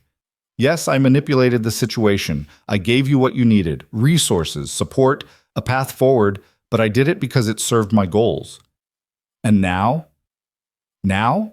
Julian laughed bitterly. "Now you're the best thing that's happened to me in 3 years, and I'm terrified that when you find out the full truth about what I've done, you'll hate me for it." "What full truth?" Lena asked, her heart pounding. Julian met her eyes. "Crow approached me 2 months ago, privately. He knew I was behind Phoenix, knew I was Julian Cross. He made me an offer, give him the algorithm, let the Vortex merger with Steel go through, and he'd give me back my old life. My reputation, my money, everything. All I had to do was walk away from Phoenix, walk away from you." The words hung in the air like poison. "What did you say?" Lena whispered. "I told him to go to hell," Julian said. "I told him I'd rather burn his empire to the ground than take a single dollar from him. But Lena, the fact that I even considered it, that there was a moment where I thought about what I'd be giving up." He shook his head. "That's what Crow is going to tell you tomorrow. That I'm not trustworthy, that I'm using you." And part of it is true. Lena stood up, walked to the window. The garden below was dark, the skeletal trees casting shadows in the moonlight. "Thank you for telling me," she said finally. "You're not angry?" "I'm furious," Lena said, "but not at you, at him, at Gavin, at every man who thought they could use me and throw me away. You at least had the decency to be honest. Eventually." She turned back to face him. "Here's what's going to happen tomorrow. I'm going to meet with Julian Cross, and I'm going to let him say his piece. And then I'm going to tell him that I don't care if you used me, because I'm using you right back. We're using each other to destroy the men who tried to destroy us. And that's called partnership, not manipulation." Julian's expression was unreadable. "You're serious?" "Completely. Crow thinks he can divide us. He thinks if he tells me you're damaged and desperate and driven by revenge, I'll run away. But he doesn't understand that I'm all those things too now. We're perfect for each other, Julian. 2 broken people building something beautiful out of anger and pain." "That's the most romantic thing anyone's ever said to me," Julian said, and he was smiling now, that dangerous, beautiful smile. I'm not being romantic, I'm being strategic. But Lena was smiling too. Now go get some sleep. Tomorrow we deal with Damien Crow, and then we finish what we started. Julian paused at the door. Lena? For what it's worth, you stopped being a means to an end about 2 weeks in. You became the point. He left before she could respond, and Lena stood alone in her office, heart racing, and wondered when exactly this had stopped being about revenge and started being about something else entirely. If you or someone you know is having a difficult time, free support is available. Find resources. The morning came with a gray sky that matched Lena's mood perfectly. She dressed carefully in a black suit that Vanessa had called her armor, severe, elegant, uncompromising. If she was walking into the lion's den, she'd do it looking like someone who couldn't be devoured. Julian was already in the kitchen when she came down, looking like he hadn't slept at all. There were dark circles under his eyes and his coffee cup was empty, which meant he'd probably been up for hours. You don't have to do this, he said without preamble. We can find another way. There is no other way, Lena said, pouring herself coffee. Crow knows something, and I need to know what it is. Knowledge is power, remember? You taught me that. I also taught you that sometimes ignorance is safety. I'm done being safe, Lena said. She took a sip of coffee, bitter and strong. Safe got me nothing. Safe got me divorced and homeless and erased. I'd rather be dangerous. Julian looked at her with an expression she couldn't quite read. Pride, maybe. Or fear. Or something else entirely. At least let me go in with you, he tried one more time. You know he won't talk if you're there. This has to be me, alone. But you can wait in the lobby. If I'm not out in an hour, you have my permission to storm the building. 45 minutes, Julian countered. Fine. 45 minutes. Lena set down her coffee cup. Let's go. Vortex Tower was everything Phoenix wasn't. Massive, imposing, designed to intimidate. The lobby alone was 3 stories of marble and glass, with a fountain in the center that probably cost more than most people's houses. Security guards in crisp uniforms watched everyone who entered with the kind of vigilance that suggested they took their jobs very seriously. Lena walked up to the reception desk, Julian trailing behind her like a shadow. Lena Hart to see Damien Crow, she said. I have an appointment. The receptionist, a woman with perfect makeup and a smile that didn't reach her eyes, typed something into her computer. Yes, Ms. Hart. Mr. Crow is expecting you, 42nd floor. Someone will escort you up. I'll wait here, Julian said quietly to Lena. He squeezed her hand once, quick and reassuring, then stepped back. A security guard appeared, young and professional, and gestured toward the elevators. This way, Ms. Hart. The ride-up was silent except for the soft jazz playing through hidden speakers. Lena watched the numbers climb, 20, 30, 40, and tried to calm her racing heart. This was just another negotiation. Just another powerful man trying to manipulate her. She'd survived Gavin. She could survive Crow. The elevator doors opened directly into a penthouse office that took up the entire 42nd floor. Floor-to-ceiling windows offered a panoramic view of Manhattan, the city sprawling below like a kingdom waiting to be conquered. The decor was minimalist and expensive. Black leather, chrome, abstract art that probably cost millions. And standing by the windows, silhouetted against the gray sky, was Damien Crow. He turned as she entered, and Lena's first thought was that he looked nothing like she'd expected. She'd pictured someone older, harder, obviously villainous. But Crow was maybe 50, fit and handsome in a distinguished way, with silver threading through his dark hair and the kind of smile that probably made people trust him right up until he destroyed them. Ms. Hart, he said, his voice warm and cultured. Thank you for coming. I wasn't sure you would. Curiosity, Lena said. You said I was being used. I wanted to hear your version of events. Straight to business. I like that. Crow gestured to a seating area, 2 leather chairs facing each other across a glass coffee table. Please, sit. Can I offer you anything? Coffee? Water? I'm fine, Lena said, but she sat. The chair was uncomfortable in the way expensive furniture often was, designed for aesthetics rather than actual human use. Crow sat across from her, studying her face with an intensity that made her want to fidget. She forced herself to stay still, to meet his gaze without flinching. You're not what I expected, he said finally. Julian described you as brilliant but naive, angry but controllable. He was wrong on both counts, wasn't he? Julian doesn't control me, Lena said. We're partners. Are you? Crow leaned back, crossing one leg over the other. Tell me, Ms. Hart, what do you actually know about Julian Cross? I know he was your protege. I know you stole his algorithm and destroyed his career. I know he spent 3 years planning his revenge against you. All true, Crow acknowledged, but incomplete. Did Julian tell you why I took the algorithm? Because you're a thief who steals other people's work. Crow smiled, but there was no humor in it. I'm a businessman who recognized that Julian Cross was brilliant but unstable. The algorithm he created was extraordinary, worth billions potentially.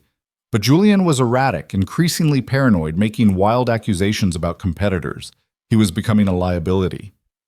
So you stole from him and ruined his life to protect your investment, Lena said flatly. I acquired an asset that was in danger of being wasted by someone who couldn't handle the pressure of success. And I didn't ruin Julian's life. He did that himself. The car accident that supposedly killed him? It was real, Ms. Hart. Julian drove his car off a bridge after a particularly intense breakdown. He survived, obviously, but that's when I thought he was truly gone. Lena's stomach churned. Julian had never mentioned a car accident. You're lying. Am I? Ask him. Ask him about the bridge, about the 6 months he spent in a psychiatric facility under a false name. Ask him about the medications he's supposed to be taking but probably isn't. Why are you telling me this? Crow leaned forward, his expression intense. Because Julian Cross is not a stable partner, Ms. Hart. He's a damaged man driven by obsession and revenge. And you, brilliant, ambitious, rightfully angry, you're the perfect tool for him. He needs someone to be the public face of his vendetta because he can't be.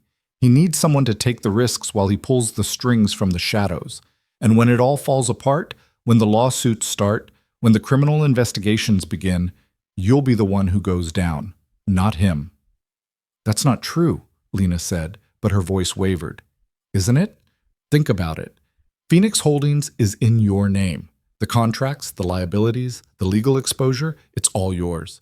Julian is insulated, protected by layers of shell companies and offshore accounts.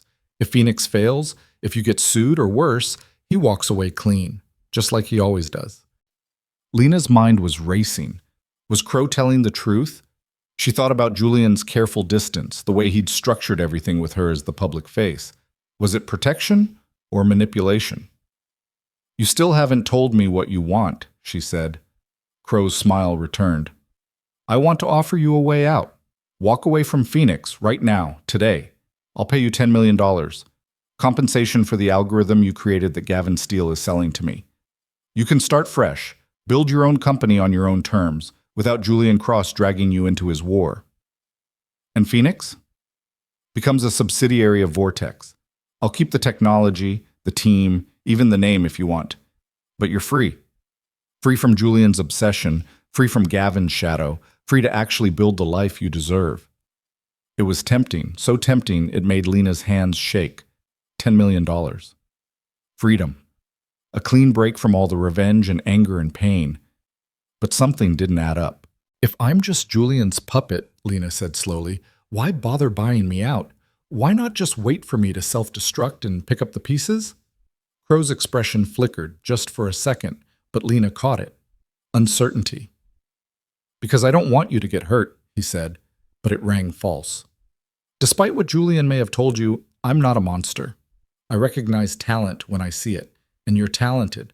Wasted on revenge plots and... You're afraid, Lena interrupted. The realization hit her like lightning. You're afraid of what Phoenix can do. You're afraid of me. Don't be ridiculous. That's why you want me out. Not to save me from Julian, but to save yourself from competition. Phoenix is better than Vortex. My algorithm is better than the one you stole from Julian, and you know it. Crow's mask cracked. You're making a mistake. No, Lena said, standing up. The mistake would be believing that I need saving. I'm not some damsel being manipulated by Julian Cross. I'm the woman who's going to take everything you and Gavin built and burn it to the ground, and I'm going to enjoy every second of it. She turned to leave, and that's when Crow's voice went cold. Sit down, Ms. Hart. Something in his tone made her freeze. She turned back slowly and saw that Crow's friendly facade had evaporated completely. Now he just looked dangerous. I offered you a clean exit, he said. But since you're determined to be difficult, let's discuss the alternative. I have documentation proving that Phoenix Holdings was built on stolen intellectual property, specifically code that was illegally obtained from Steel Corp servers. I have evidence of corporate espionage, computer fraud, potentially even racketeering charges. One phone call to the FBI, and you spend the next 5 years in federal prison. Lena's blood ran cold. You can't prove any of that. Can't I? Julian may be clever with his shell companies and offshore accounts, but he's not invisible. I've been tracking him since the day he crawled out of whatever hole he disappeared into. I know about every server he's hacked, every file he's stolen, every law he's broken, and as the CEO of Phoenix, you're criminally liable for all of it. This is blackmail. This is business, Crow corrected. Sign over Phoenix, take the money, and walk away. Or refuse. And I destroy you so completely that Gavin Steele's divorce will look like a mercy by comparison. Lena stared at him, her mind racing through options. She could call his bluff. But what if he wasn't bluffing? She could run, but where? She could fight, but with what resources? I need time to think, she said. You have 30 seconds. After that, my offer expires and we proceed to the unpleasant option. Lena's phone buzzed in her pocket. A text from Julian, she assumed, checking if she was okay. The 45 minutes must be almost up, and that's when she realized Crow had been stalling, drawing out the conversation, making sure she stayed in this room for long enough that Julian would get worried. Long enough that the office door opened and 2 security guards entered, large and intimidating. Ms. Hart has agreed to stay for an extended meeting, Crow said smoothly. Please make sure we're not disturbed, and if anyone comes asking for her, tell them she left through the private elevator. Lena's heart hammered. You can't keep me here. I'm not keeping you anywhere. You're free to leave. After you sign the documents transferring Phoenix to Vortex. Crow pulled out a folder from his desk, slid it across to her. Your signature, Ms. Hart. That's all I need. And if I refuse? Then we wait. Eventually you'll get hungry, tired, desperate enough to see reason. Or Julian will do something stupid trying to rescue you, and I'll have him arrested for trespassing. Either way, I win. Lena looked at the contract, looked at the security guards blocking the door. Looked at Damien Crow's cold, confident smile. She thought about her mother's piano, sitting in a community center in Brooklyn. About 8 years of marriage reduced to nothing. About standing in the rain with 2 suitcases and nowhere to go. And she thought about something Julian had said that first day. You have nothing left to lose. That's the most dangerous thing in the world. Lena picked up the contract and tore it in half. No, she said. Crow's smile vanished. You're making a serious mistake. Probably, but it's my mistake to make. Lena stood up, walked toward the door. The security guard stepped forward, blocking her path. Let her through, Crow said quietly. The guards hesitated, then stepped aside. Lena didn't run. That would show fear. She walked calmly, steadily, until she reached the elevator.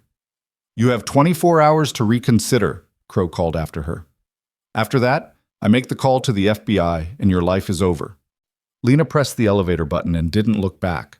The ride down felt like it took hours. When the doors finally opened to the lobby, Julian was there, pacing like a caged animal. He saw her and his face flooded with relief. Thank everything, I was about to call the police. He grabbed her arms, looking her over. Are you okay? What happened? Not here, Lena said. Her voice was shaking now, the adrenaline crash hitting hard. Get me out of here. They made it to Julian's car before Lena's legs gave out. She collapsed into the passenger seat, her whole body trembling. He tried to buy me out, she said, offered me $10 million to walk away from Phoenix. When I refused, he threatened to have me arrested for corporate espionage, said he has evidence that we stole code from Steel Corp. Julian went very still. Does he? I don't know. Does he, Julian? Did you break laws building Phoenix? Am I going to go to prison because I trusted you? I did what was necessary, Julian said carefully. The code we used was yours to begin with. Gavin stole it from you. I just stole it back. That's not how the law works, and you know it. Lena put her head in her hands. He gave me 24 hours. After that, he calls the FBI. He's bluffing. Is he? Because you told me yourself that you've spent 3 years gathering intelligence, hacking systems, building a case against Crow. If you broke laws doing that, then I'm complicit. I'm the CEO of Phoenix. I'm the one who's going to take the fall. Julian was quiet for a long moment. When he finally spoke, his voice was raw. I'm sorry. You're right. I should have been more careful, should have protected you better. But Lena, you have to believe me. I never meant for you to get hurt. You were supposed to be insulated, protected. I was supposed to be the puppet, Lena said bitterly. The public face while you pulled the strings. Isn't that what Crow said? And he was right, wasn't he? I'm not your partner. I'm your shield. That's not true. Isn't it? Lena looked at him, really looked at him, and saw guilt written all over his face. You told me you'd been honest. You told me I wasn't being used. But you never told me about the car accident, about the psychiatric facility, about the fact that you're not stable enough to be the face of Phoenix yourself. Julian flinched like she'd slapped him. Crow told you that. Is it true? Yes, Julian said quietly. After Elena died, and Crow destroyed my career, I tried to kill myself. Drove my car off a bridge. Woke up in a hospital with a broken leg and a psychiatric hold. Spent 6 months learning how to function again, how to want to live again. The revenge is what saved me, Lena. The idea that I could make Crow pay, that I could build something from the ashes. That's why I need you to be the face of Phoenix. Not because I'm using you, but because I'm too damaged to do it myself. His honesty was like a knife to the chest. Lena wanted to be angry, wanted to hate him for the deception, but all she felt was a deep, aching sadness. We're both so broken, she whispered. How are we supposed to build anything real when we're held together by anger and pain? Maybe we can't, Julian said. Maybe Crow is right, and this whole thing is doomed to collapse. But Lena, I'd rather burn down with you than walk away and spend the rest of my life wondering what we could have built. That's not an answer. It's the only answer I have. Lena closed her eyes. She thought about the contract she'd torn up, about Crow's 24-hour deadline, about the FBI investigation that might already be starting. She thought about Gavin's smug face at the board meeting, about her mother's piano, about everything she'd lost and everything she stood to lose. And then she thought about who she'd become in the last 3 months. The woman who'd walked into a board meeting and dismantled her ex-husband in front of his colleagues. The woman who'd looked Damian Crow in the eye and torn up his contract. The woman who was angry and brilliant and done apologizing for existing. That woman didn't run from fights. That woman finished them. Okay, Lena said, opening her eyes. Here's what we're going to do. We're not running. We're not hiding. We're going to beat Crow at his own game. How? Julian asked. By doing the one thing he won't expect. We're going to tell the truth. Lena's mind was racing now, pieces falling into place. We call a press conference. We tell everyone exactly how Phoenix was built, from my stolen algorithm, from research into Crow's theft, all of it. We get ahead of the story before Crow can spin it. That's insane. You'll be admitting to crimes. I'll be admitting that I took back what was stolen from me, that I fought back against men who tried to erase me. The public will eat it up. Whistleblower, victim standing up to corporate giants. It's a perfect narrative. Crow will still press charges. Let him.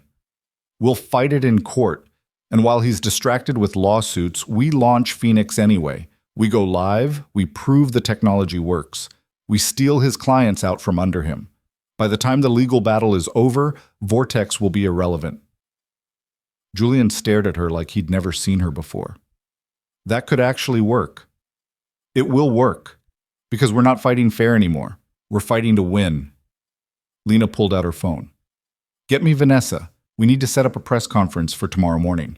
And get Marcus. I want the Phoenix platform ready to launch immediately after. If Crow wants a war, we'll give him one. They drove back to the townhouse in tense silence, both of them knowing that they'd just crossed a point of no return. No more careful planning, no more working in shadows. They were going loud, going public, gambling everything on one massive play. It was terrifying.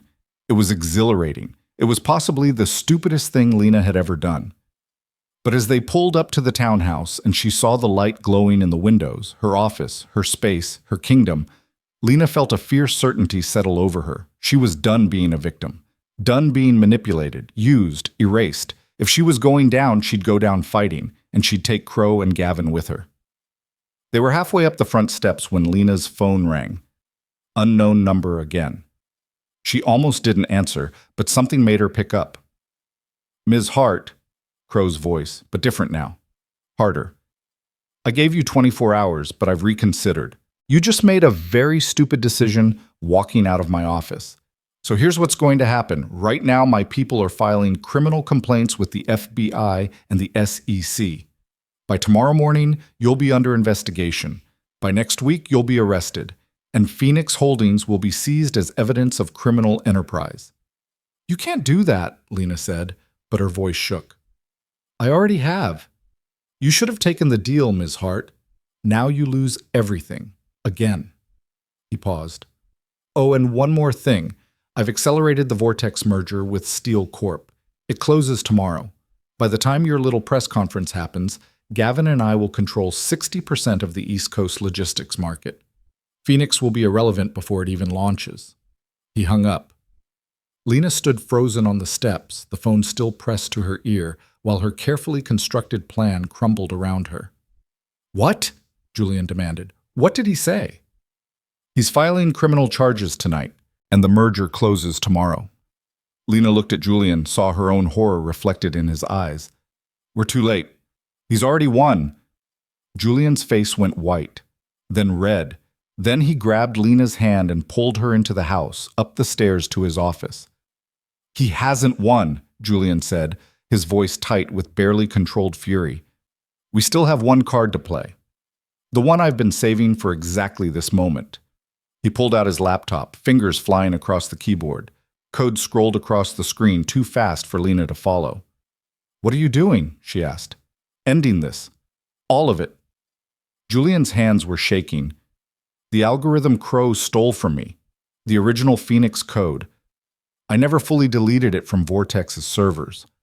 I left a back door, something even he doesn't know about. I can access their entire system, every piece of proprietary code, every trade secret, everything Vortex is built on.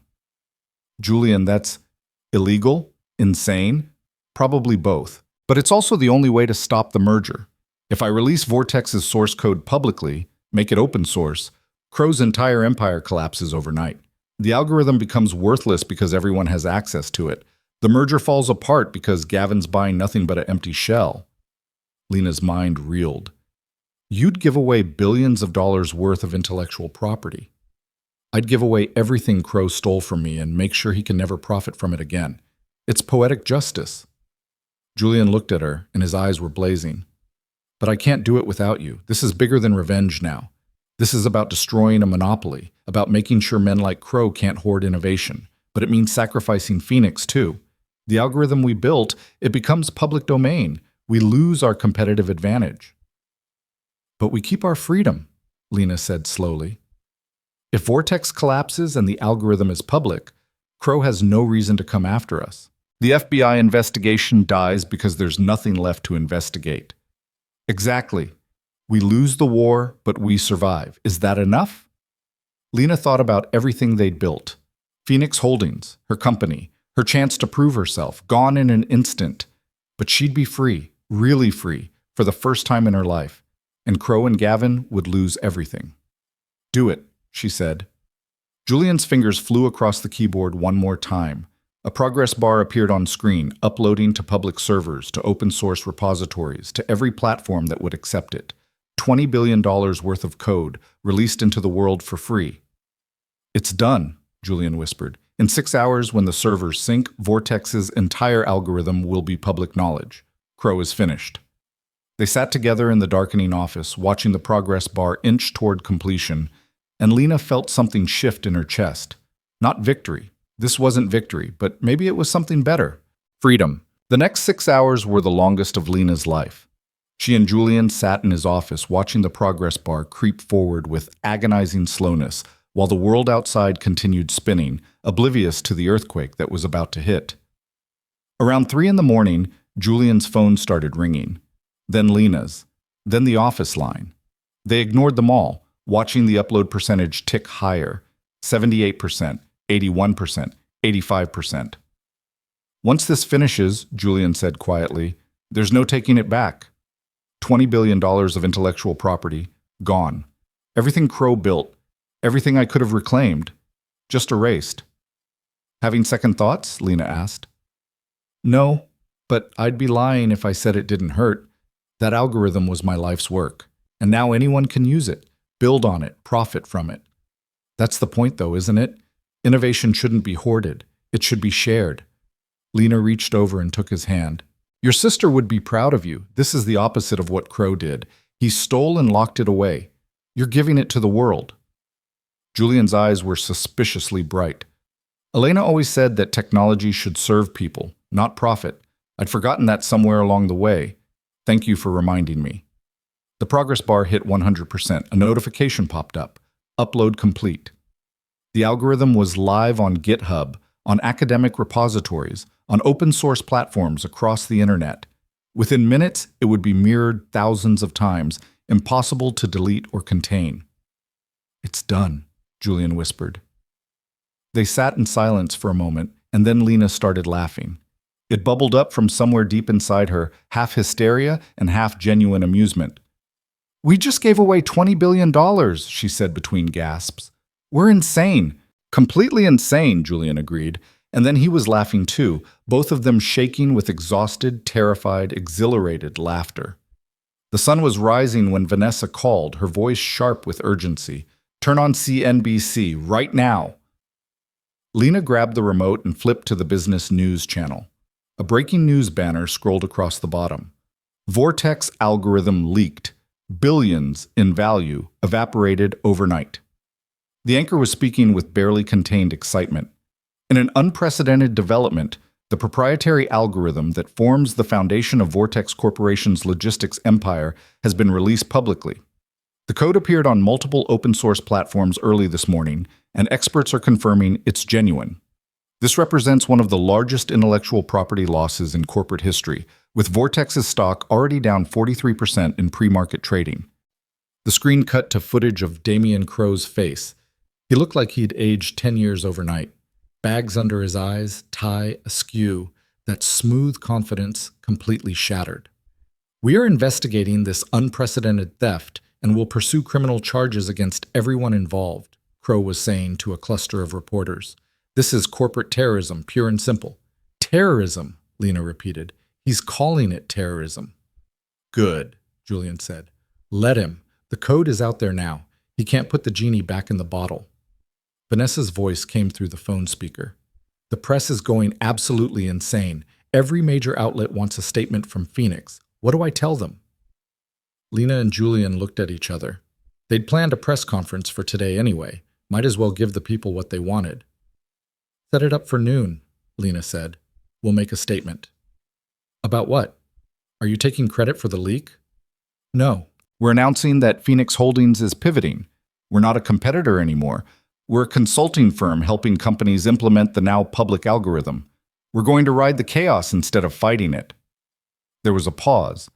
Then Vanessa said, That's actually brilliant. You're positioning yourselves as the experts who can navigate the new landscape. Give me 2 hours. She hung up and Lena looked at Julian. Can we actually pull that off? Become consultants instead of competitors? We have the expertise. We understand the algorithm better than anyone except Crow, and his credibility is about to be destroyed. Companies are going to be desperate for guidance on how to implement the code safely. We can charge premium rates, build a sustainable business, and we don't have to worry about competing with Vortex's monopoly because there is no monopoly anymore. From nothing to CEO to consultant in 3 months, Lena said. My life is completely insane.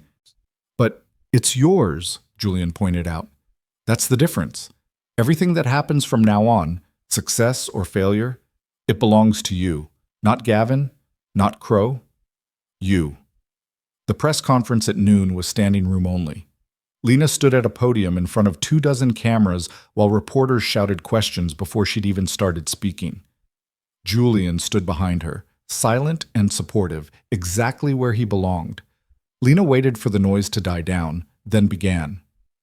3 months ago, I walked out of a courtroom with nothing. No money, no home, no future. My ex-husband had taken everything I'd built and claimed it as his own. I was erased, dismissed, told I was nothing without him. Her voice was steady, clear, carrying across the packed room. I'm here today to tell you that he was wrong. I built the algorithm that made Steel Corp worth hundreds of millions of dollars. I designed the logistics framework that Vortex was attempting to acquire. That work was mine, stolen first by my husband, then by Julian Cross, who tried to profit from it. The reporters were scribbling frantically, cameras clicking like a swarm of mechanical insects. Phoenix Holdings was created to compete with that theft, to prove that innovation belongs to innovators, not to the people who steal it. But last night, something remarkable happened. The algorithm at the heart of Vortex's empire was released to the public. Not by us, we don't claim responsibility for that act, but we do celebrate it. Murmurs rippled through the crowd. Lena pressed on. Innovation shouldn't be hoarded by billionaires and used to create monopolies.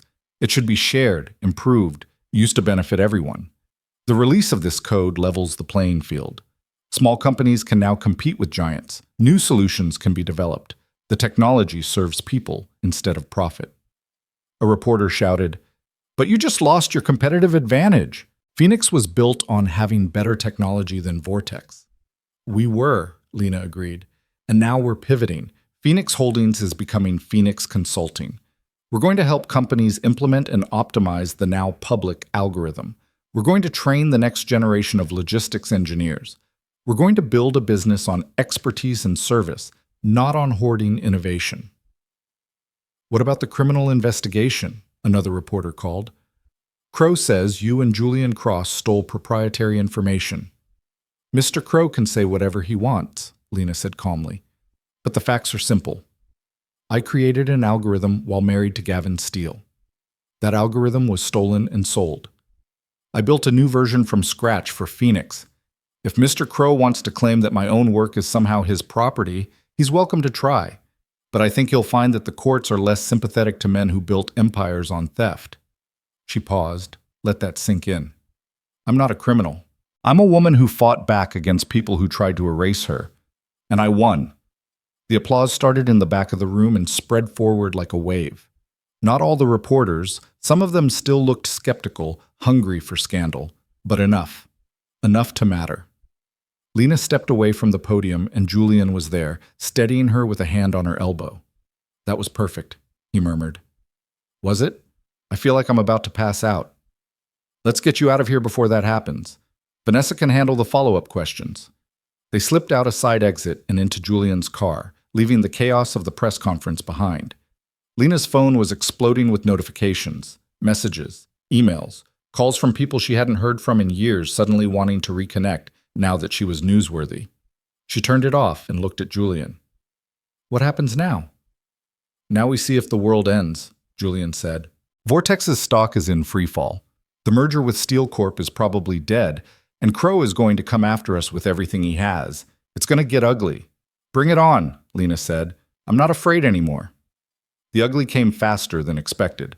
By that evening, Julian Cross had filed a massive lawsuit against Phoenix Holdings, Julian Cross personally, and Lena as CEO, claiming corporate espionage, theft of trade secrets, and about 15 other charges that would take years to sort out in court. He's trying to bankrupt us with legal fees, Marcus Webb explained during an emergency meeting at the townhouse. Even if we win eventually, the cost of defending against this will bleed Phoenix dry.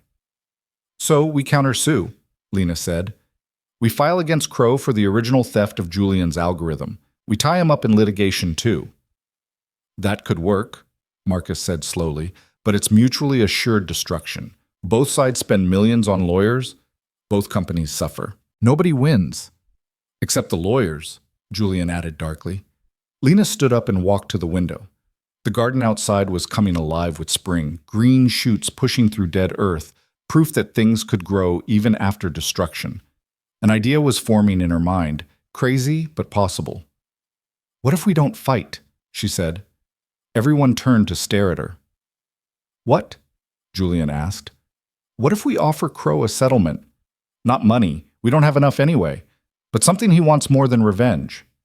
Which is? Lena turned back to face them, her mind racing.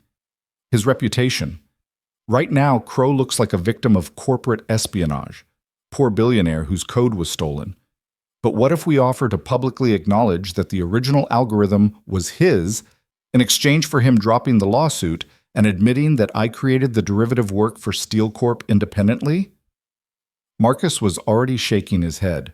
Why would he agree to that? Because his alternative is years of litigation that keeps the story in the news, keeps people digging into how he acquired the algorithm in the first place. We have evidence that he stole it from Julian. We can't prove it in criminal court, maybe, but we can absolutely prove it in civil court where the standard is lower. He agrees to our settlement, and the news cycle moves on. He gets to look magnanimous, and we get to move forward with our lives. He'll never go for it, Julian said. He wants blood. Maybe. Or maybe he wants this whole mess to disappear so he can try to salvage what's left of Vortex. There's only one way to find out. Marcus looked thoughtful. I could reach out through back channels, feel out whether he'd even consider settlement talks. But Lena, you need to understand, if he says no, if he pushes forward with the lawsuit, Phoenix might not survive. Then we'll build something else, Lena said with a certainty that surprised even her. That's the thing about starting from nothing. You learn that nothing isn't the end. It's just another beginning. The settlement talks took 3 weeks of tense negotiation, but in the end, Crow blinked first. His lawyers reached out with a proposal, drop all claims against each other, issue a joint statement saying the leak was the work of unknown third parties, and move on. He's not admitting anything about stealing from you, Marcus warned Julian, but he's also not pursuing criminal charges. You both walk away. Julian looked at Lena. Your call. This is your company now. It's our company, Lena corrected, and I say we take it. We didn't do this for revenge anyway. We did it to survive, and we survived. They signed the settlement on a Tuesday morning in Marcus's office.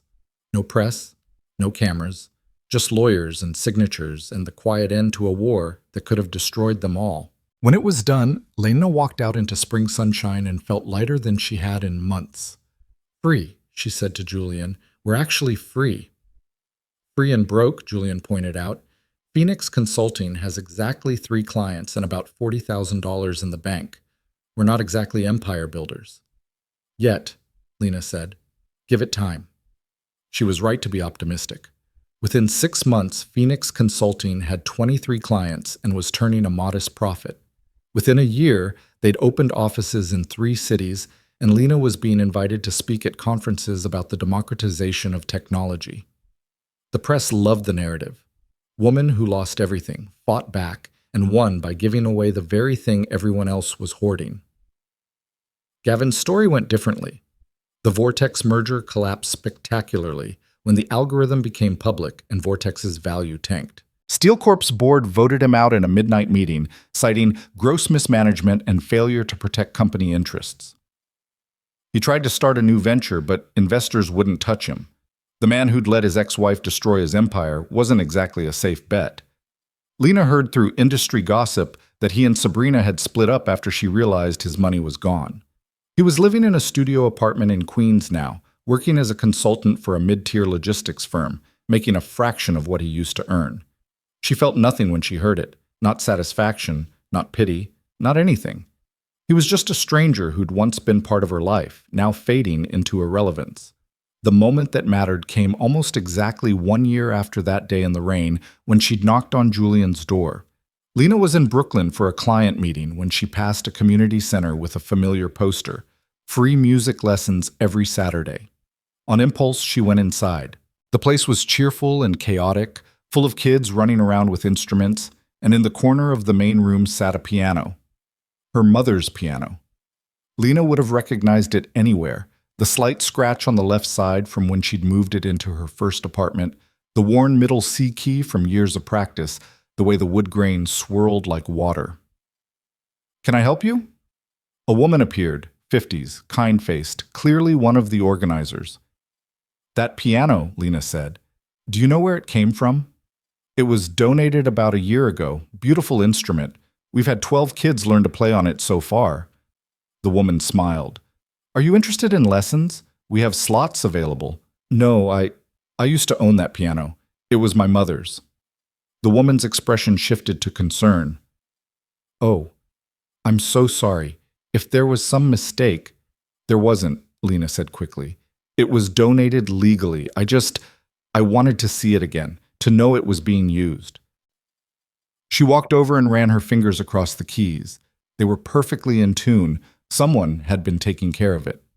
Through the window, she could see a little girl watching, waiting for her lesson. It's in good hands, Lena said. Thank you for taking care of it. She left before the emotion could overwhelm her, but she was smiling. Her mother's piano wasn't lost after all. It was doing exactly what her mother would have wanted, bringing music to kids who needed it. Some things weren't meant to be kept. Some things were meant to be shared. 2 years after that rainy February afternoon, Lena stood in the lobby of a building in downtown Manhattan and looked up at the sign being installed above the entrance, Phoenix Center for Innovation and Technology Education. It wasn't the empire she'd once imagined. It was something better, a nonprofit training center where women who'd been pushed out of tech, who'd lost jobs or been overlooked or had their work stolen, could learn new skills and rebuild their careers. Phoenix Consulting funded it, and Lena ran it personally, teaching 3 classes a week in algorithm design and systems architecture. Julian stood beside her, watching the installation crew work. Your mother would be proud, he said quietly. So would Elena, Lena replied and took his hand. We did it. We built something real. We did, Julian agreed. Not what we planned, but maybe something better. They'd never quite figured out what they were to each other. Partners, friends, something more complicated that didn't have a name. But it worked. They pushed each other, challenged each other, built things together that neither could have built alone. I got a call yesterday, Julian said, from Damien Crow. Lena's head snapped around. What? Why? He's stepping down as CEO of Vortex. The company never recovered from the algorithm leak, and the board wants fresh leadership. He wanted to know if I'd be interested in coming back. Running the company, rebuilding it, wiping the slate clean. Lena's stomach dropped. What did you say? I said no. Julian smiled at her shocked expression. 3 years ago, I would have killed for that offer. Literally killed. But now? I don't want Crow's company. I don't want his empire built on theft and lies. I want this. He gestured at the building, at the sign going up, at the future they were creating. I want to build things that matter with someone who sees me as more than a means to an end. Julian Cross, are you saying you actually like me? Lena teased, trying to hide how much his words affected her. I'm saying I more than like you, Lena Hart, but I'm also saying I'm not ready to figure out what that means yet. Is that okay? More than okay, Lena said. We've got time. For the first time in both our lives, we actually have time to figure things out. The sign installation finished and the crew cleared out, leaving Lena and Julian alone with their building, their project, their future. Think anyone will show up? Julian asked. To the open house next week? They'll show up, Lena said with confidence. Women who've been knocked down always show up when you offer them a way to stand back up. I know, because I was one of them. They walked through the empty building, planning and dreaming, and Lena felt a contentment she'd never experienced before. Not happiness. Happiness was too simple.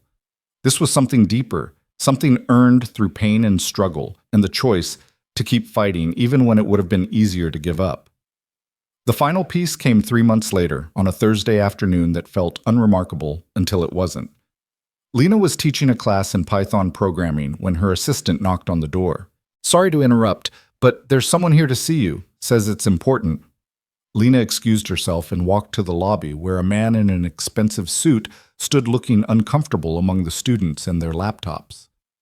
Ms. Hart, I'm Robert Chen, attorney for Steel Corp's bankruptcy estate. Lena's blood ran cold. Bankruptcy? The company filed last week. The board is liquidating assets to pay creditors. In going through the records, we found documentation that you were never properly compensated for intellectual property you developed during your marriage to Gavin Steele. The trustee has authorized a settlement payment. He handed her an envelope. Lena opened it with shaking hands and saw a check for $2.3 million. This is based on a conservative valuation of the algorithm's contribution to company revenue during your marriage, Robert explained. It's a fraction of what it was worth at peak value, but it's what we can offer given the bankruptcy proceedings. If you cash this check, you sign away any further claims against the estate. Lena stared at the check. $2.3 million. More money than she'd ever imagined having. Blood money from the corpse of Gavin's empire. What happened to him? She asked. To Gavin? Robert's expression was carefully neutral. Mr. Steele is not part of the bankruptcy proceedings.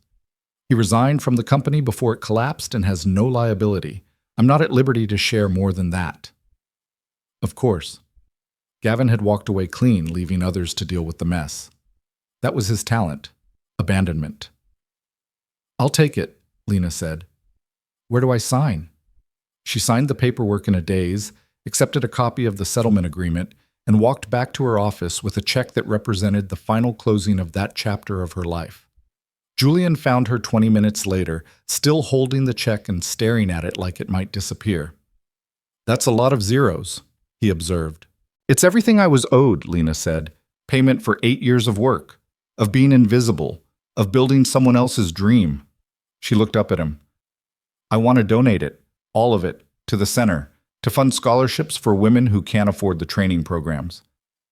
Lena, that's your money, your security. You don't have to— I want to, Lena insisted. I started with nothing and I survived. I built a life anyway. These women can do the same thing if someone gives them the tools. This is my chance to be that someone. Julian studied her face for a long moment, then smiled. You're extraordinary. You know that, right? I'm just someone who learned that the best revenge isn't destroying the people who hurt you. It's becoming so different from them that you can't even remember why you cared about their approval in the first place. The scholarship fund launched 6 months later, the Elena and Marie Memorial Fund, named for Julian's sister and Lena's mother. 2 women who'd been brilliant and overlooked and lost too soon, but whose legacy would live on in the women they helped build up. On the day of the launch party, Lena stood in the Phoenix Center, surrounded by students and donors and press, and caught sight of someone she hadn't expected to see. Gavin stood at the back of the room, looking older and smaller than she remembered. He'd lost weight, or maybe just presence. The confidence that used to radiate from him was gone. Their eyes met across the crowd, and he raised his hand in a tentative wave. Lena considered ignoring him, but curiosity won. She excused herself from a conversation with a journalist and walked over. Gavin, she said neutrally, I'm surprised to see you here. I wanted to— He started, then stopped. Tried again. I wanted to say I'm sorry for everything. The piano, the divorce, taking credit for your work, all of it. I was a terrible husband and an even worse person, and you deserve so much better. Lena waited for the satisfaction, the vindication, the triumph. It didn't come. She just felt tired. Okay, she said. Okay? Gavin looked confused. That's it? What do you want me to say? That I forgive you? I don't. You tried to erase me, and that's not something I can forget. But I also don't care anymore. You're just someone I used to know who made bad choices. You don't get to be the villain of my story because you're not in my story anymore. She could see the words land like blows. Gavin had come here expecting anger or forgiveness, some big emotional scene that would give him closure. Instead, Lena was giving him nothing, not even the energy of her hatred. I heard about what you're doing here, Gavin said quietly. Training women in tech. It's really impressive. You built something meaningful. I did, Lena agreed, and I'll keep building it, and it'll get bigger and better, and eventually maybe people will stop defining me by our divorce and start knowing me for my own work. That's all I ever wanted, Gavin, to be seen for what I actually did, not as an extension of you. I see you now, Gavin said. I'm sorry it took losing everything for me to understand what I had. That's your problem, not mine. Lena turned to leave, then paused. I hope you figure out who you are when you're not stealing credit from other people. I really do. But I won't be around to watch. Good luck, Gavin. She walked away without looking back, and felt the last thread connecting her to that old life finally snap. She was free. Completely, totally free. Julian found her later on the roof deck of the Phoenix Center, looking out at the Manhattan skyline as the sun set. "You talked to him," Julian observed, handing her a glass of champagne. "I did. Told him he doesn't matter anymore. How did that feel?" "Honestly? Like closing a book I finished reading years ago. There's no emotion left. He's just a character in a story that's over." Lena sipped her champagne. "What about you? Still thinking about Crow, about revenge?" "Not as much," Julian admitted. "I see his name in the news sometimes. Vortex is struggling. He's lost most of his fortune. Some people are calling him the cautionary tale of the decade. It should feel good, but mostly I just feel empty where the anger used to be." "That's called healing," Lena said. "Turns out revenge is actually terrible medicine. Who knew?" Julian laughed and put his arm around her shoulders. They stood together watching the city lights come on, two broken people who'd somehow managed to build something whole. "What do we do now?" Julian asked. "We've won. We're free. We've built something meaningful. What's left?" Lena thought about it. "We live," she said finally. "We wake up tomorrow and the day after that and the day after that, and we keep building and creating and helping people, and we don't let the anger and pain define us anymore. We just live. Boringly, normally, happily, whatever that looks like." "Sounds radical," Julian said. "It is for people like us. But I'm willing to try if you are." "Deal," Julian said and kissed her temple. "To living." "To living," Lena echoed and meant it with every fiber of her being. 5 years later, the Phoenix Center had trained over 3,000 women and opened branches in 8 cities. Lena was on the board of directors for 4 tech companies and regularly spoke at conferences about inclusive innovation and the democratization of technology. Julian had published 2 books on ethical business practices and taught graduate courses at NYU.